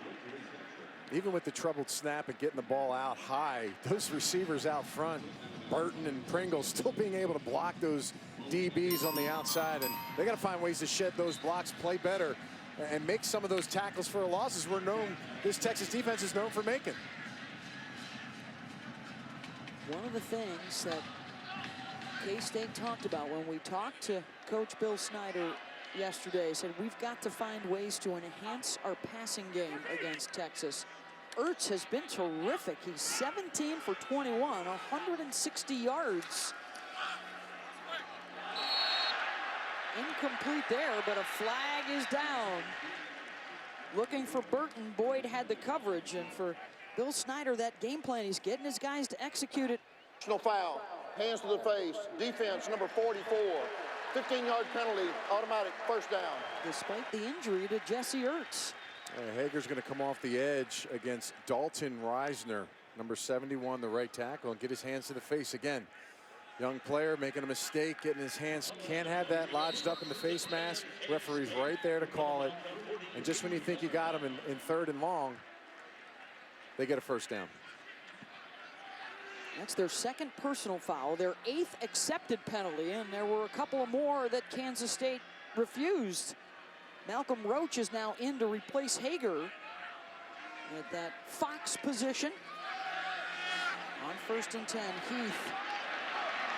Boy, they continue to impress with their blocking out on the perimeter. Yeah, Pringle is really, every one of these receivers are well coached, number one. And this is that Snyder ball we're talking about, right? Everybody's doing their job. They need 11 players on point. Watch Pringle just finishing this block all the way, throws Bonnie out of bounds. It's been a tough day for 24, and that just gives a wide receiver the opening he needs to make a big play on a quick wide receiver pass. 6 different guys have now caught a ball for K-State. Justin Selman. A burst down inside the 40. The spin move gets him inside the 25. And another missed tackle in the back. Yeah, you know, again, it's the fullback cutting down the outside defender. Watch the 38 on the edge. Chop down that outside rusher, and it's just nobody home on the outside and doesn't get touched for 15 yards after the play. One thing I see down here, guys, all day Texas's safety, whether it's either Haynes or Hall, has been playing like 15, 16 yards deep, and you saw him come up there, too much space and opportunity for the running back to make him miss. At some point, I think they got to bring that safety up and help on the run. 25 yards on that run for Silman. They'll get a couple more there. Chris Nelson on the stop. You know, Rocky, I'll be quite honest with you. We've been talking about it in the first hit. I'm not quite sure what the space is right now for this Texas defense. I know you talked about lack of confidence, but let's get the strong safety down, help with the run, and force tight window throws and force Ertz to make those kind of passes. Well, that's the thing, Anthony, is they're allowing K-State to dictate to them. Everything they do, their entire body language is on their heels. They're waiting for K-State to do something to them. They got some athletes out there. Take the fight to K-State. 180 yards rushing now, guys, for Kansas State. They'll keep it on the ground with Silman, and why not? A couple of whiffs again. For a Kansas State defense, Rocky, that's approaching 30 minutes out there on the field. Look, and we can talk all day long about how this defense is inexperienced and their technique. This is simple tackling. I mean, this is stuff they've been doing since grade school, and for whatever reason, just not able to get it done. When you have the ball, Beth, for over 30 minutes in a game and you're still in the 3rd quarter, it's a little disheartening. It starts taking the wind out of your sails as a defensive player. And, you know, Kansas State is not in a position right now to slow this thing or to speed this thing up. They're going to wear and tear every play. Ertz incomplete. Intended for Pringle, and it's 4th down. A contested throw. You like it. I mean, that's what you need. Contest the throws. Be tight in coverage. That's Chris Boyd on the other side, making it tough and force a poor throw by Ertz. This will bring on the 2-time All-Big 12 kicker, Matthew McCrane. His long on the season is 42. He's hit on 9 of his 12 attempts. And this one will be a 35-yarder.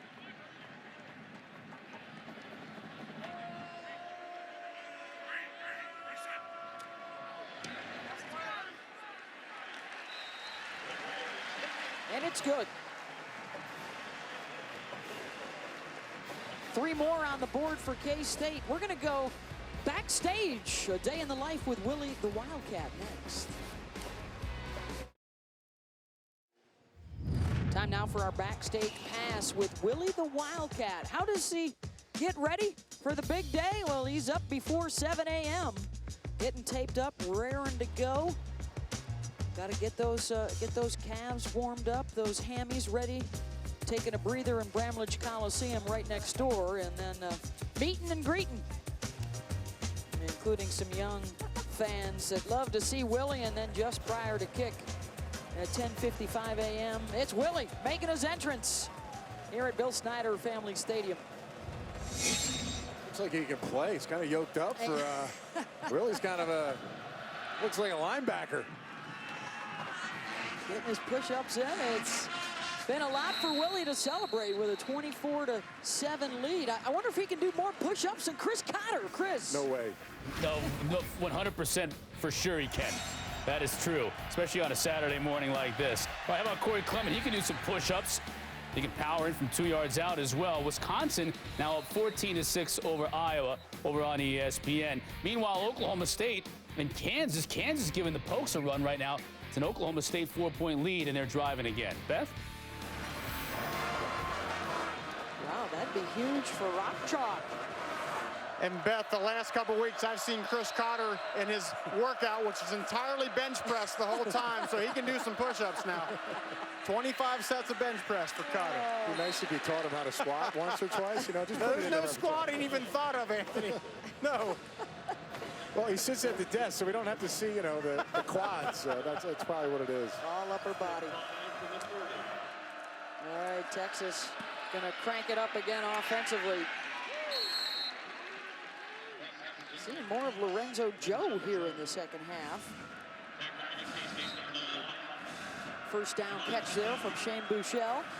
Texas's points all coming on an 80-yard touchdown pass in the second quarter. Buechele to Duvernay. Otherwise, it's been a struggle. And here's the difference, guys. The tackling of Kansas State. Yes, Texas is making some completions, but what they're doing, what Texas is not doing, is tackling. They're tackling these guys for 1-2 yard gains. A run for Deontay Foreman to the 44. And Kansas State's defense has to make the tougher tackle. It's all 1-and-1 on space. They got guys right there breaking down, running through the offensive player, not reaching and trying to chase from the sides or behind. Still looking for their first third down conversion of the afternoon, and they've got it. Colin Johnson with the catch and a 5-yard hookup. I would anticipate a little shake and go here at some point. A lot of quick passes. Now you've got these DBs thinking quick passes.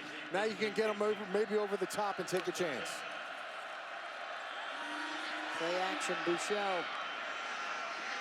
Got another completion to Gerard Hurd, the former quarterback, with the catch. Anthony, you mentioned the quick passing game of Texas. Yes, as a defensive player, you get tired of running up and making those tackles. You get a little bit antsy. That's a perfect opportunity at some point for Buechele to try a bomb. How about a big play on the ground? Foreman keeps on churning inside the 30. 15 more yards for Deontay. He's up over 85 now. Yeah, he's going to bounce over everybody. You know what it takes? It takes number 60, Geary, a 300-pounder, to run down and actually bring him down. False start coming up here on Texas. Prior to the snap, start, offense, number 13, 5-yard penalty, Can first down. fast be too fast for Texas? Charlie Strong says, nope, let's keep it going. He did. Hey, that's the Let's keep it direction. going. You got to get lined up, Beth. I mean, that's the most important key to this offense. Getting the play call. You see them all looking at the coaches and the boards, and then getting your feet set, ready to go. They run 85 plays per game. They haven't even hit 40 yet today. Foreman, another big hole up the middle. And he's down inside the 20. 15 yards for Foreman as he goes over 100 for the day. Gilbert, the offensive coordinator, I mean, you want to talk about a riser. He was coaching high school in 2011. Now he's arguably at one of the biggest universities and schools as an offensive coordinator here in Texas. Anthony, he also worked with a kid named Jimmy Garoppolo at Eastern Illinois, who's done some good things in a couple of starts there up in New England, and also Dane Evans at Tulsa last year. We've got our time to the snap clock for you back in. They average about 20 seconds between snaps. They'll go a little over that right here on 2nd and 7. Buechele finds a seam to the 10. Tanner Wood with the tackle. Another 6-yard pickup. I like that play. I like using the legs of Buechele. Now you come in with number 18. This is the 18-wheeler package. Now this isn't 1 yard. This is 2 yards to go on this 3rd down and 2. But he's big enough, Beth, at 249 pounds to run a lot of these defenders over. On the 11th play of the drive for Texas.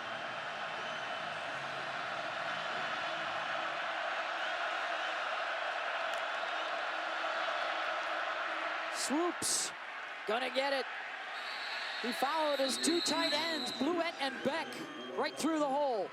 And I'll tell you what, if the whole running quarterback thing doesn't work out for Swoops, they should put his hand in the dirt and let him rush off the edge on 3rd down. I saw him before the game, Beth. He is absolutely massive.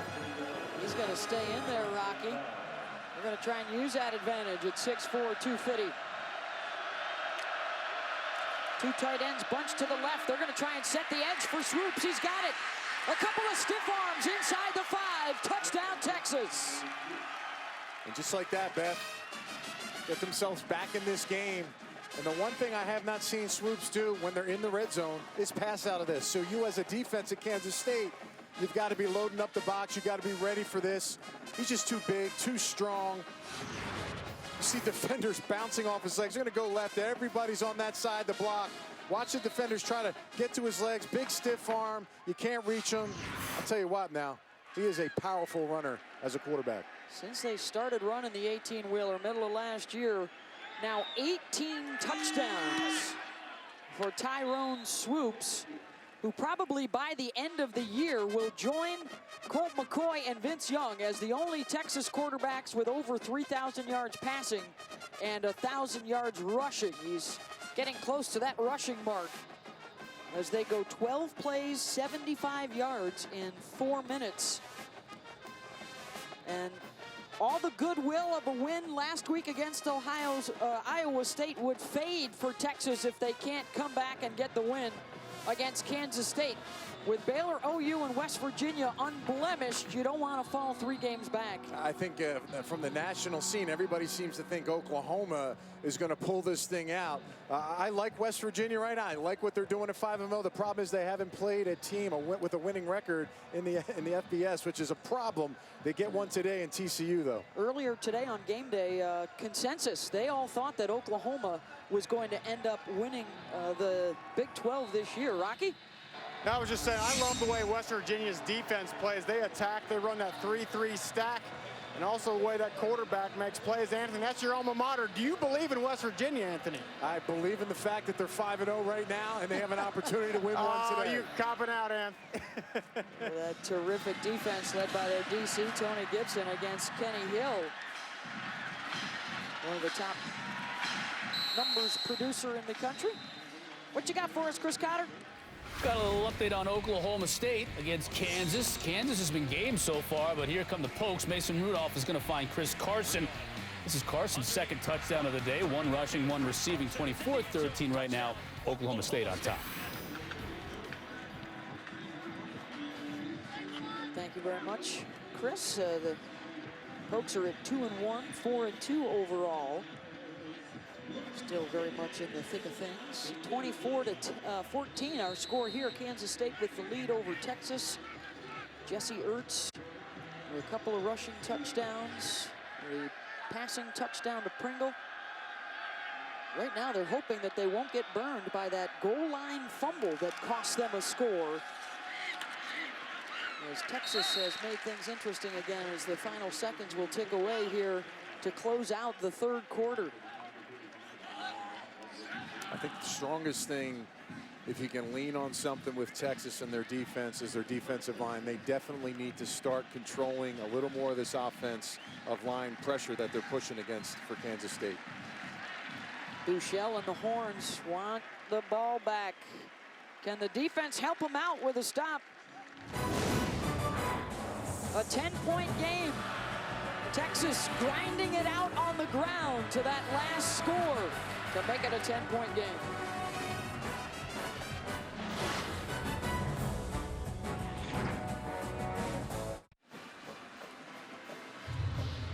Back here in Manhattan, Kansas, K-State leading Texas 24-14.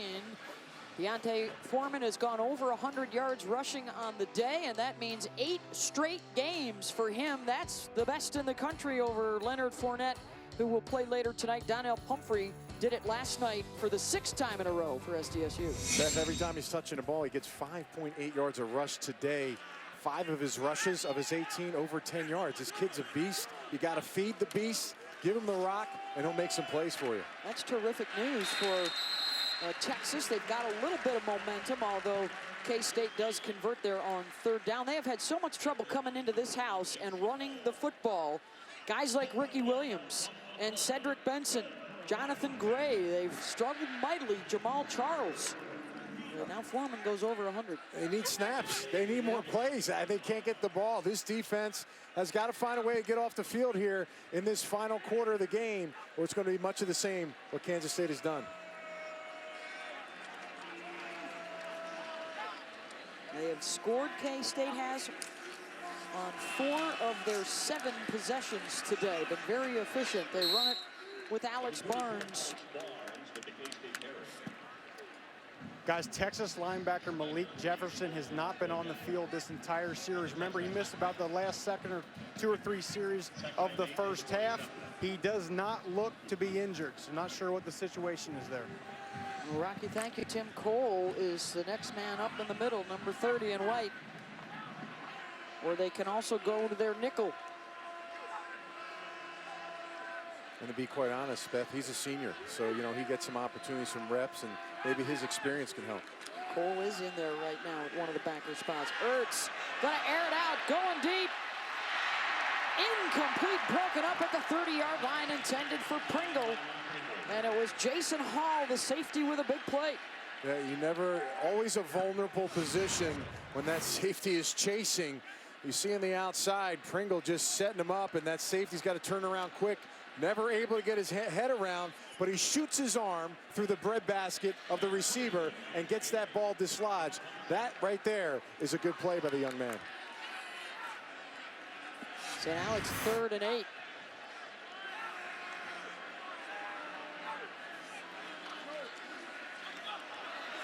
It's off the pump, the boot. Lost the ball, was able to grab it back, and he may be about a yard shy of the 1st down. I don't know about that spot. They got real lucky right there. Texas popping that ball out. Just The ruling on the field is that the runner was short of the line to gain, 4th down. Johnny on the spot here. Ertz kind of holding that ball away from his body. Gets poked out by number 23, McCullough. Question is, though, did he get more yards in that spot? They will look at the spot while we take the timeout. 13-12 to play. Ruling on the field was a yard short of the 1st down, and that has now been confirmed. It's got to be indisputable video evidence. The right knee, it would seem like it was down. You can't tell it was. So if it was held off the ground, if you can't see it visually, you can't make the switch up. The call was short, and that's what it'll stay at. Kansas State being coy. They've got both their offensive unit and their punting unit standing side by side over there on the sideline. Do you dare do it here from your own 34-yard line? Up 10, your defense has been playing well. Yeah. There is a little momentum for Texas's offense. I mean, you could go out there and try to get them to jump off sides and then call a timeout. But again, you don't want to burn your timeouts. I'd say the punt unit, this is an opportunity to punt the ball here. Yeah, Anthony, I would punt this ball right now. The thing that Texas has been lacking really this entire game is any sort of momentum. They get a big stop on 4th down with a short field. That's a way to get them back in this game.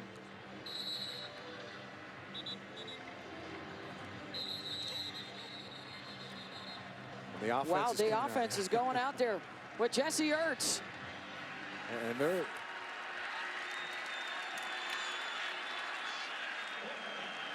Texas is scrambling to get guys out onto the field.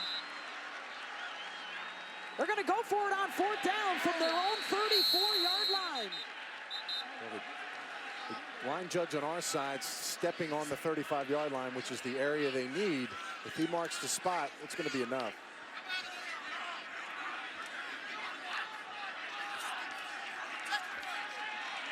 Looks like they're getting a favorable spot here. Still no signal. Now they're looking, and a big win for K-State on 4th down. It's been an aggressive day for Coach Snyder on these 4th downs.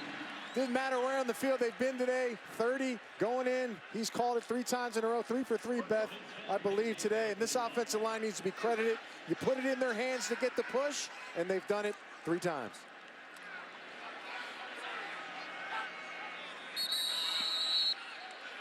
And now a false start on Kansas State. False start. Let's go back to Anthony, and I think we need to count how many offensive linemen were out there for that push for K-State. That might be 7 O-linemen in the game. Yeah, it's heavy personnel here. 2 tight ends on the outside, and then they bring in the 2 fullbacks and a tailback.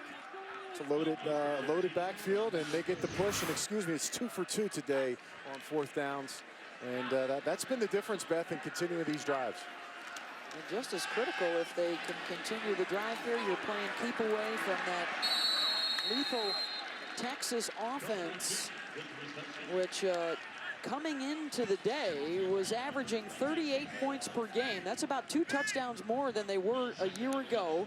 A top 25 offense in the nation, but just a couple of scores on the board so far for the Horns. As Kansas State now has had the football for 20 more minutes and run 23 more plays than Texas.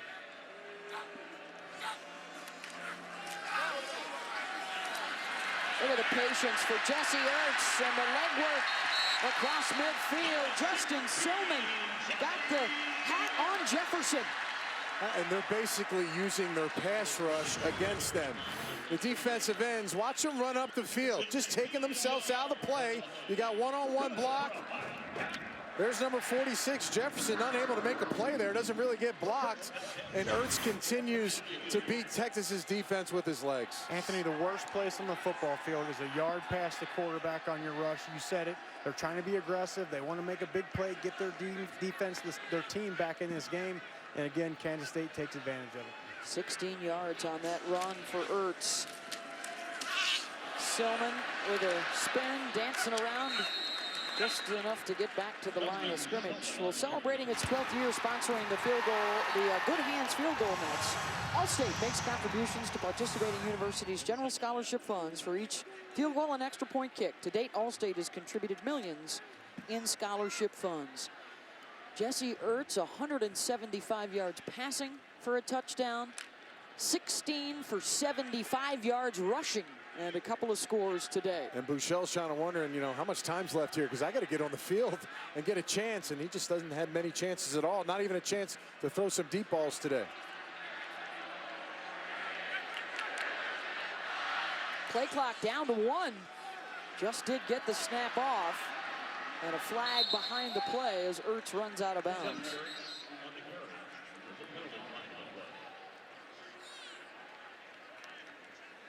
Pointing at one of the purple guys up front. Holding. Offense. Number 88. It's a 10-yard penalty. Replay 2nd down. Not the tight end. Not the tight end. Yes, the tight end, Anthony. You know, they don't throw him the ball much. He's got to do a lot of the dirty work. Sometimes you got to throw the dog a bone, though. You know, you got to let this kid run out for a route. The penalty has been declined. 3rd down. I was going to say, let's get this team to 3rd down. And listen, 3rd and long, Remember, the pass rush lanes. Let's not worry about getting a sack. Let's stay in our lanes. Good gap integrity here, pushing the pocket and smothering the quarterback here so he can't beat you with his legs. It can't happen again on this drive. Pringle and Heath to the bottom of your screen. Ertz steps up, tries to float one downfield. It's intercepted. Edwin Freeman stays on his feet, trying to get to the outside, and it's the quarterback, Ertz, that cuts him down at the 35, and Jesse may have hurt himself on the tackle.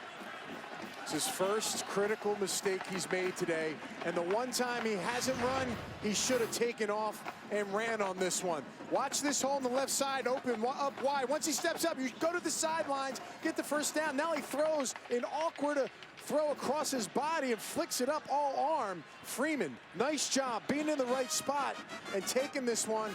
And you don't want your quarterback cutting a big linebacker down with his shoulder right there, especially when it's sore. And it looks like Charlie Strong finally gets the break he deserves for this defense. Nice play by that young player.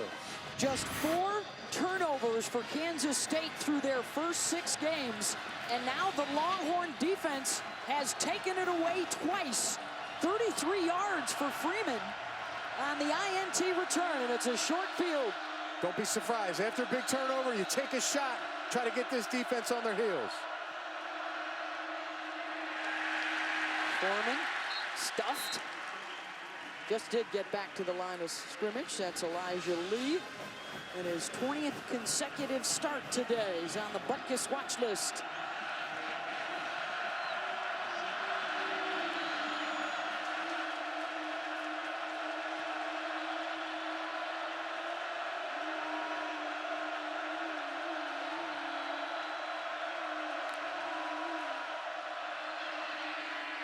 Foreman trying to bull his way forward. It's going to be 3rd and about 6 or 7. That is Jesse Ertz over on the sideline. Look at him trying to loosen up that shoulder. Remember, he hurt that last week against Oklahoma, and he may have re-injured it right here. Yeah, and he had to cut him with the right shoulder. You can tell right there. There's an absorption of pain that he just felt on that chop block, and that's obviously going to the sideline. He's feeling it now. Bunching receivers to the right and the left. Bouchel had it stripped loose. Ball is down on the deck, still fighting for it. And Texas was able to get it back after Jordan Willis got the strip.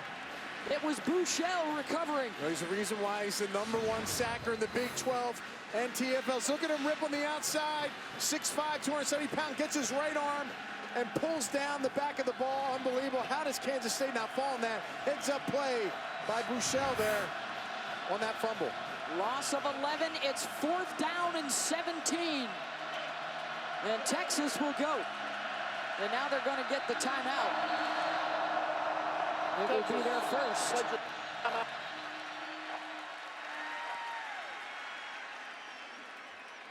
We will take the timeout as well. A big 4th down on the other side. ESPN College Football, brought to you by T-Mobile. Ditch your carrier and switch to the Un-carrier. 2 rushing and 1 passing touchdown for Jesse Ertz, but he's ailing right now. The K-State quarterback, a big 4th down, and the Texas offense is out there, Anthony. Yeah, I'll tell you, I mean, listen, if the quarterback's kind of hurt on the sideline and hurting his shoulder, it might be tough to throw. Maybe you try to pin him back a quick kick here. It's definitely got to be a bomb opportunity for Texas. Not a lot of options here on this play. Pressure coming. The deep ball down the sideline looking for Foreman. He had a hand on it and couldn't hold it. Absolute dime. He just threw a perfect pass right in Foreman's hands.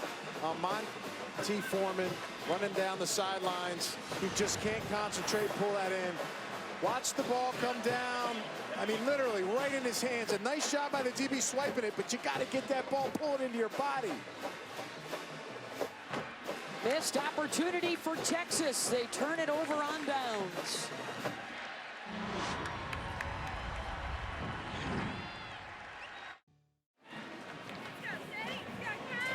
Coming up tonight on ABC. ABC, it's a whiteout at Beaver Stadium. Penn State hosting undefeated Ohio State. 8 Eastern, 5 Pacific on ABC. And now let's take a look at this week's AP College Football Rankings, brought to you by Northwestern Mutual. I mean, listen, the top 5, however you want to shake it out, all 5 of those teams are definitely in play as we move forward to the end of the season. You got some big games. That Texas A&M Alabama game, Beth, I'll tell you what now. Texas A&M can find a way not only to run the ball against Alabama's defense, but Trevor Knight can raise that completion percentage up from 53 to get it in the 60s. They can make that a close one. After a 4th down stop, Kansas State will take it. And Jesse Ertz is back out there at quarterback and throwing the football. It looked like he re-injured his shoulder that last drive. Look, he's shaking that arm quite a bit. That's why I thought maybe Texas should have punted that ball, pinned him back. I know they hadn't got a lot of snaps, but he might not be throwing too many more balls after that one. Guys, I saw Ertz warming up on the sideline before he went out for the series. Every throw he made, wincing in pain. There was no zip on that ball. If Texas is smart, they'll realize that. No, the ball can't be going downfield much here. Well, they've run it today for 221 yards, although Ertz has had a hand in that as well. And here they go with the ground game. And across midfield, Justin Silman has had himself a nice day today as the backup to Charles Jones. He's over 50 yards rushing. Texas had 2 defenders run into themselves there on that play. I mean, listen, you know it's going to be a run. They're not going to pass the football. Let's get some guys up in the box and push off and make some tackles. Right now, you know what they got coming at you. You got an injured quarterback. You got to take advantage of it because you're running out of time, Beth.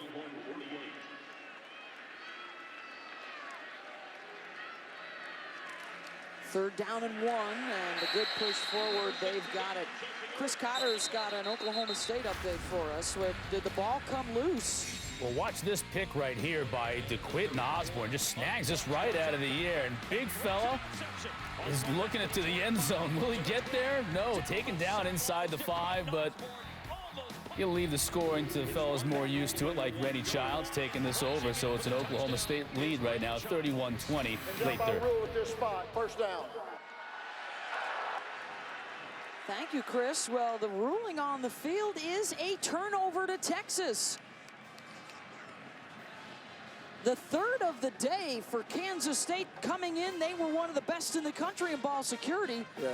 And again, it's Edwin Freeman who had the interception a little bit ago. He's playing a heck of a game. Jesse Ertz on the quarterback sneak just kind of pushes with the pile, and his momentum continues to carry forward. The ball gets stripped out. Coach Snyder's trying to figure out. The ruling of under There we go. Yeah, Coach Snyder wants to know what exactly happened there, because it's a tough shot and angle for us to get it. I don't know if they're going to be able to get an angle themselves to see when exactly that ball popped out. And you see Ertz getting pushed. It's about to go to the ground. The question is it looks like he's looking as if the ball's not in his hands. See his head tilted down, but again, that's all assumption.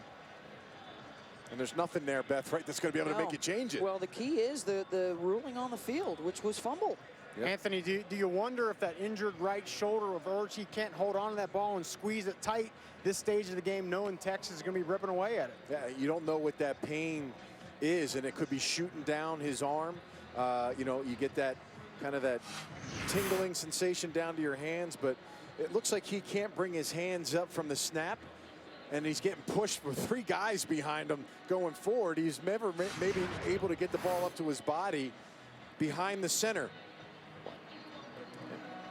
Ball seems to be still low with his hands. It's not up by his chest. He's got 2 offensive running backs behind him pushing him. And maybe the ball, the momentum of the body scraping against his center gets the ball out. Again, that's all hypothetical talk. We can't see anything here. And like we said earlier, it's not going to change anything as far as a call standpoint. As it stands, 3 takeaways for the Texas defense. They have not cashed in on the previous 2. Although one of those was the goal line fumble that saved him 7 points. And I'm wondering, Beth, what exactly could the ref see that would think to him that that's a fumble? Yeah. On both sides, it looks like there's too many bodies to see anything of a football. Not questioning his view.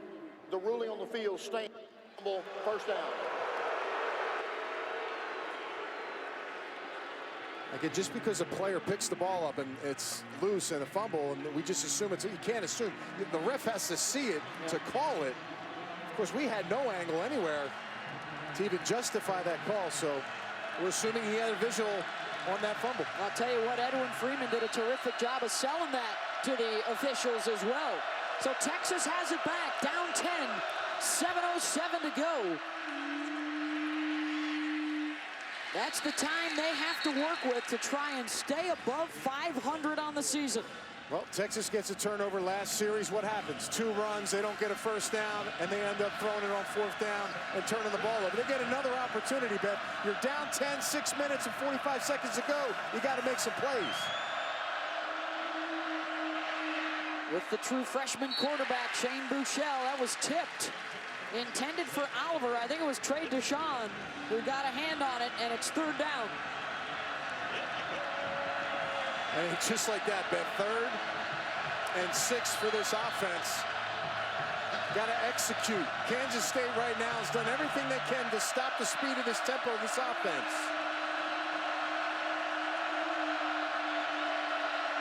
Coaches want to make sure they get the perfect play against this defensive matchup to Buechele.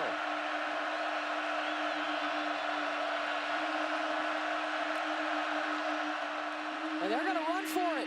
Foreman pushes forward for the first down. 7-yard run to the 41. He takes a big shot there, but I'll tell you what, you better bring the wood when you're trying to tackle number 33, and that's confidence in your big back on 3rd and 6. 117 yards rushing on the day for Foreman. Catch is made by Colin Johnson and a flag. They're going to mark him around the 33-yard line. Colin Johnson is a specimen, too, by the way. 6'6", 215 pounds. He's a true freshman. Did a backflip on the field. Did they pick the flag up? Because it's nowhere to be seen anymore on the field. What we got going on here? Kansas State has been issued with a sideline warning. Police set the clock to 6:18. 6:18. Sideline warning for K-State.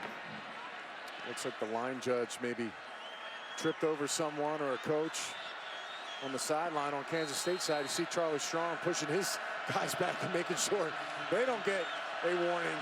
But a big play and catch there by the true freshman.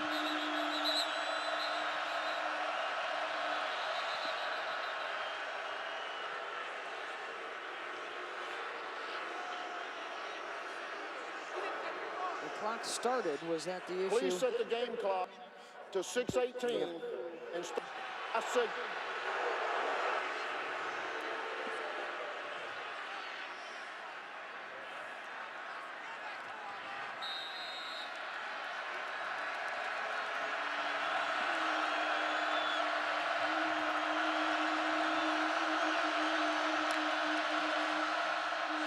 Buechele, the catch is made by Oliver, streaking down inside the 10, and it's 1st and goal, Texas.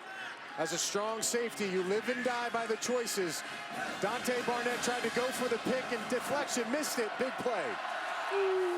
Buechele chooses not to give it to Foreman, and Willis will throw him down for a loss. I'm impressed by Willis, man. He is a big guy. He's yoked up, big arms. One of the best pass rushers in the country. He gives you maximum effort every single play. One of my favorite players in this game so far.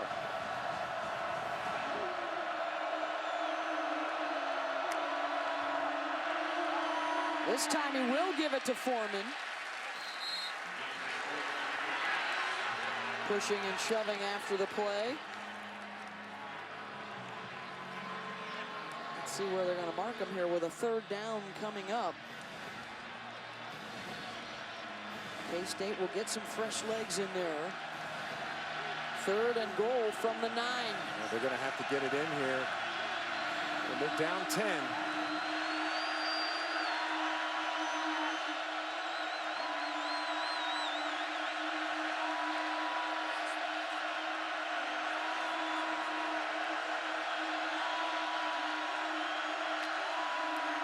Blitz is coming. Ball is down on the deck. And a bad snap will force 4th down. And the ball back out around the 20. And a loss of 10. Play clock was going down.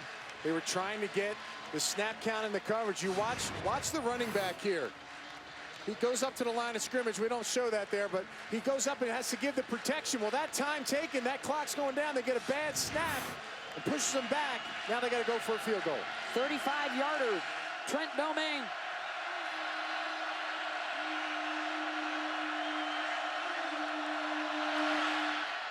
And he missed it. No good.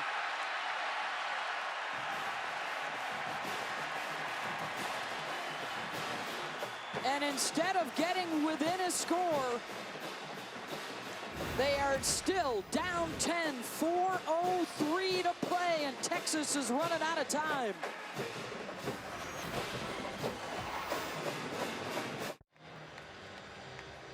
.403 to play, Kansas State leading Texas 24-14. Tonight after a full day of college football. Don't miss Sports Center at night. Nicole Briscoe and John Buccigross. They'll also have all the highlights from the Cubs and Dodgers as Chicago tries to get to the World Series at Sports Center at night. Tonight after Ole Miss LSU over on ESPN. It's a new quarterback in for K-State, Joe Huebner, who replaced the injured Jesse Ertz last week against Oklahoma, is back on here to try and close it out with Ertz ailing. Justin Silman gets the carry. And your scouting report on Huebner is he's not as dangerous with his legs as Ertz. So you want to play on the high side of him, handing the football off and containing him in the pocket and forcing him to pass. It took him a while for him to warm up when he came in the game last week when Ertz went out of that football game against Oklahoma. So that's kind of what you got to go off right now. You got a unique opportunity to get off the field and get the ball back. And now here you see that man-to-man press coverage. More guys in the box. Huebner will hand it off. Texas is right there to stuff it. Charlie Strong will call a timeout. They will have one remaining. Ertz today, very efficient. He had the interception, but he also ran for a couple of scores. He threw for a touchdown. And he got hurt after the INT, making the tackle.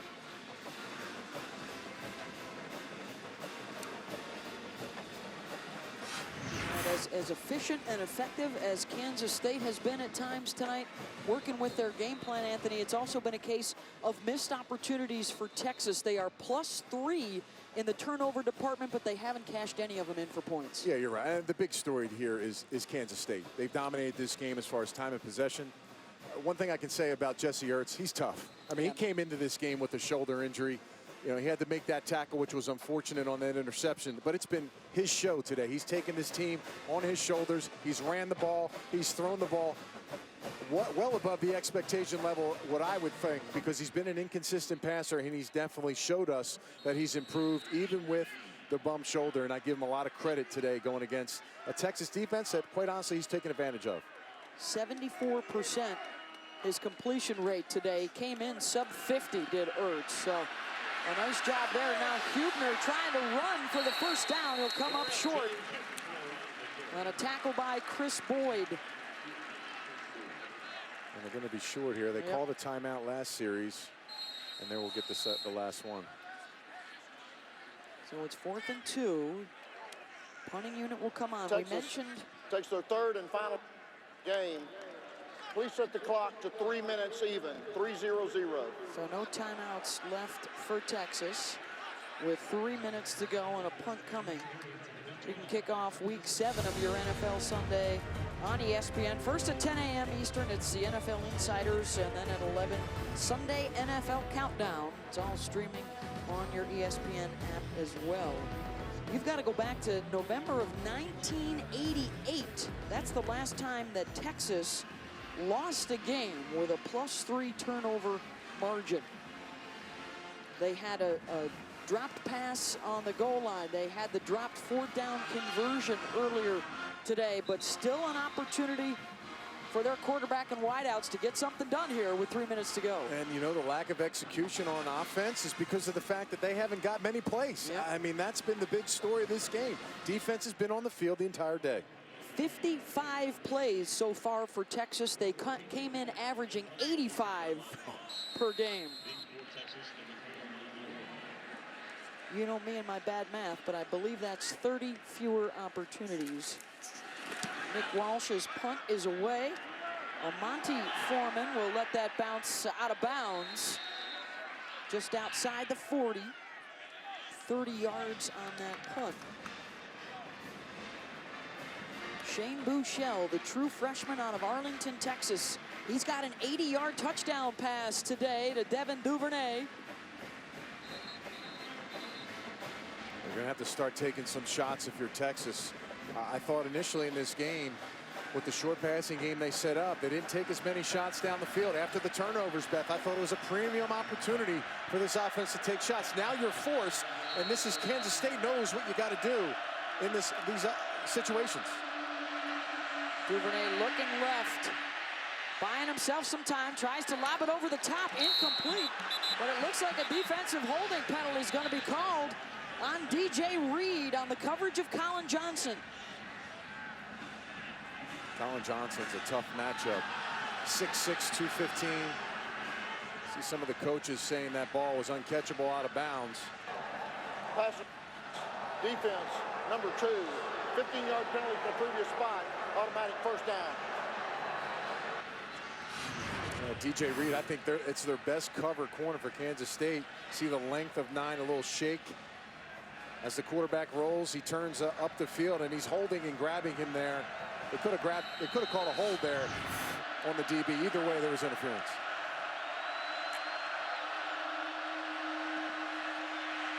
Gonna get caught from the backside, and it's Willis. Ball is free, and they're gonna rule the quarterback down on the sack for Jordan Willis. The ruling, the runner was down. Yeah, I'll tell you, Willis going against number 58, Hodges, who didn't start this game. And again, if you're a quarterback and you're going to scramble, if you go back, understand that's what the defensive linemen are rushing up the field. Buechele stepping up, gonna have to run with it. Wrapped up at the 45. Clock continues to run. Down to 2:15 to go. You got to get a 50-50 ball up here. Your tallest receiver on the field is number 9 at the bottom of your screen. He's only a true freshman, though. Do you count on him to go make that catch for you to get you this first down? Going deep for Colin Johnson, incomplete, and it's 4th down. The missed field goal looming so large just a few moments ago. A missed opportunity to make this a touchdown game. Instead, the 10-point lead for Kansas State. An area of the field that they want to try to work here.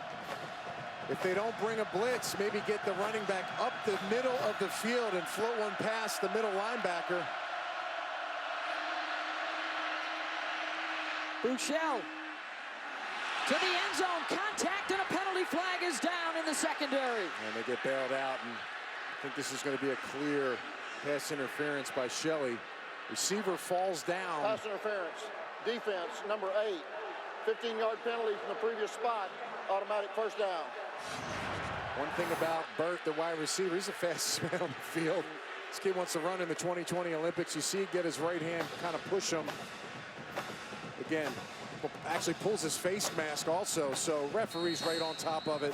He can't let that one go, and that was on 4th down, Ben. New set of downs for Texas. 1:43 to play. This has been such a house of horrors, a rough road trip for Texas. They have not won here since 2002. Bill Snyder has had his way at home against the Longhorns, and now Texas trying to rally late and get their season back on track. A few things for Shane Buechele here. He's got no timeouts, a minute 43. You catch the ball, pass the first down sticks. You got to get your guys up to the line of scrimmage. This is the one thing I don't like about plays coming from the sideline. It takes a little bit for that to happen. See if they have a plan to get this thing moving if they make a big play.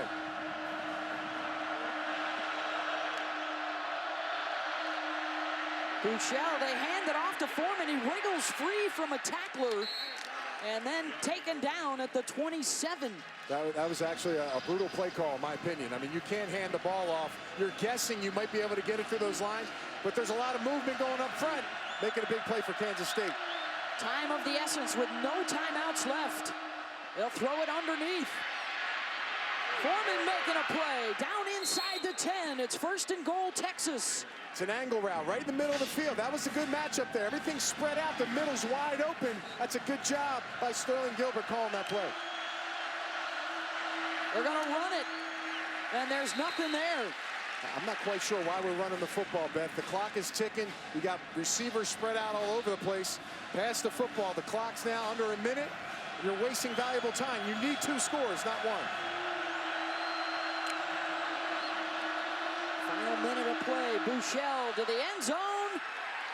Touchdown, Texas. Dorian Leonard. We've been waiting for Dorian Leonard to get his opportunity as our early impact player, and he's a favorable target and a nice matchup. Make sure his feet, the ball was complete. Ball's tucked into his right arm, foot is down. Control down to the ground. That's well done. He caught it with 1 arm. That's pretty good for that young man. And he's 6'4". It's a matchup problem going against Shelley on that play, who's only 5'9". The extra point necessary here to get within a field goal. The ruling on the field is a touchdown. That plays under further review. So they are able to drive down and score in 2 minutes and 7 seconds. That right foot, although it's close to the white line, he gets it in. And that's a heck of a job securing the football. You see that purple between the toe, the white shoe, and the white line? That's actually helpful in this situation. And the strength to have that ball in the 1 arm. I give him a lot of credit on that catch. And 2 plays come to mind. The fumble on the goal line for Kansas State that would have put this one out of reach, and the missed field goal earlier in this 4th quarter for Texas. Field is touchdown. Otherwise, we'd have been tied from the Longhorn perspective. Now, if you can make this kick, you're relying on an onside opportunity to try to get the ball back where your percentages are just way too low.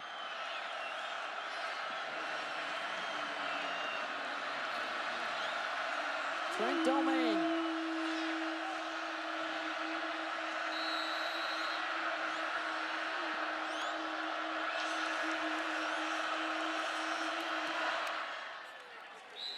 Extra point is good. Kansas State 24, Texas 21. 46 seconds to go. Texas is out of timeouts, about to kick off. Let's take a look back with our Polaris Drive recap.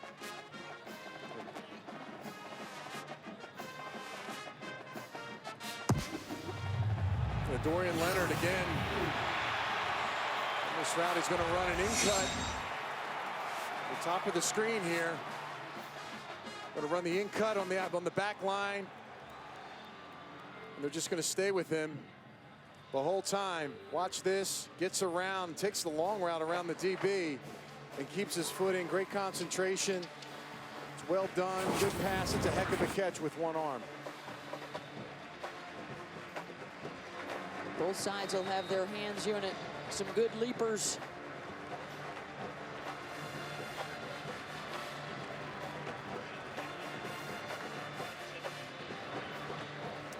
Oh, and Anthony, I was just going to say here, remember Dorian Leonard, he's the one who had that big drop on 4th down earlier in the game, comes up big in a crucial moment here at the end of this game. So it is Trent Domain. Here comes the onside kick. They get the high hop, but it will go out of bounds to Kansas State. And with Texas out of timeouts, the Wildcats in great shape. He just kicks it too hard, Beth. I mean, doesn't give any of his guys a chance. Free kick out of bounds by the kicking team. Kansas State will take the ball after a 5-yard penalty where the spot of the ball went out of bounds. First down. And unfortunately, it kind of sums up the day of Texas, whether it be missed tackles, not being able to get off the field on third downs, dropping some critical balls. Those have been the differences in this football game. Give the credit to Kansas State. Their plan today was executed perfectly on offense, and they controlled the football game. And they can work the final 46 seconds right here to pick up another win over Texas. Joe Huebner takes a knee. They'll have to snap it once more. And the Cats will improve to 4-3. Texas will fall to 3-4. And a head shake from the Longhorns. It's been a tough season right now for Texas, and unfortunately the defense, even against this slower tempo of Kansas State, you still see the errors taking place. And I know Charlie Strong, he's an excellent defensive coach. There's no question about it, bar none. But he has to be able to get this defense much better. Right now, there's no consistency with this team. Texas has dropped 4 of its last 5, and for Kansas State and Bill Snyder, another win at home against the Longhorns, 5th straight against Texas. 24-21, the final. Jesse Ertz responsible for 3 touchdowns for the Cats. Coming up next, college football scoreboard. Then it's Purdue, Nebraska, or TCU, West Virginia. Right now, let's get you back to the studio.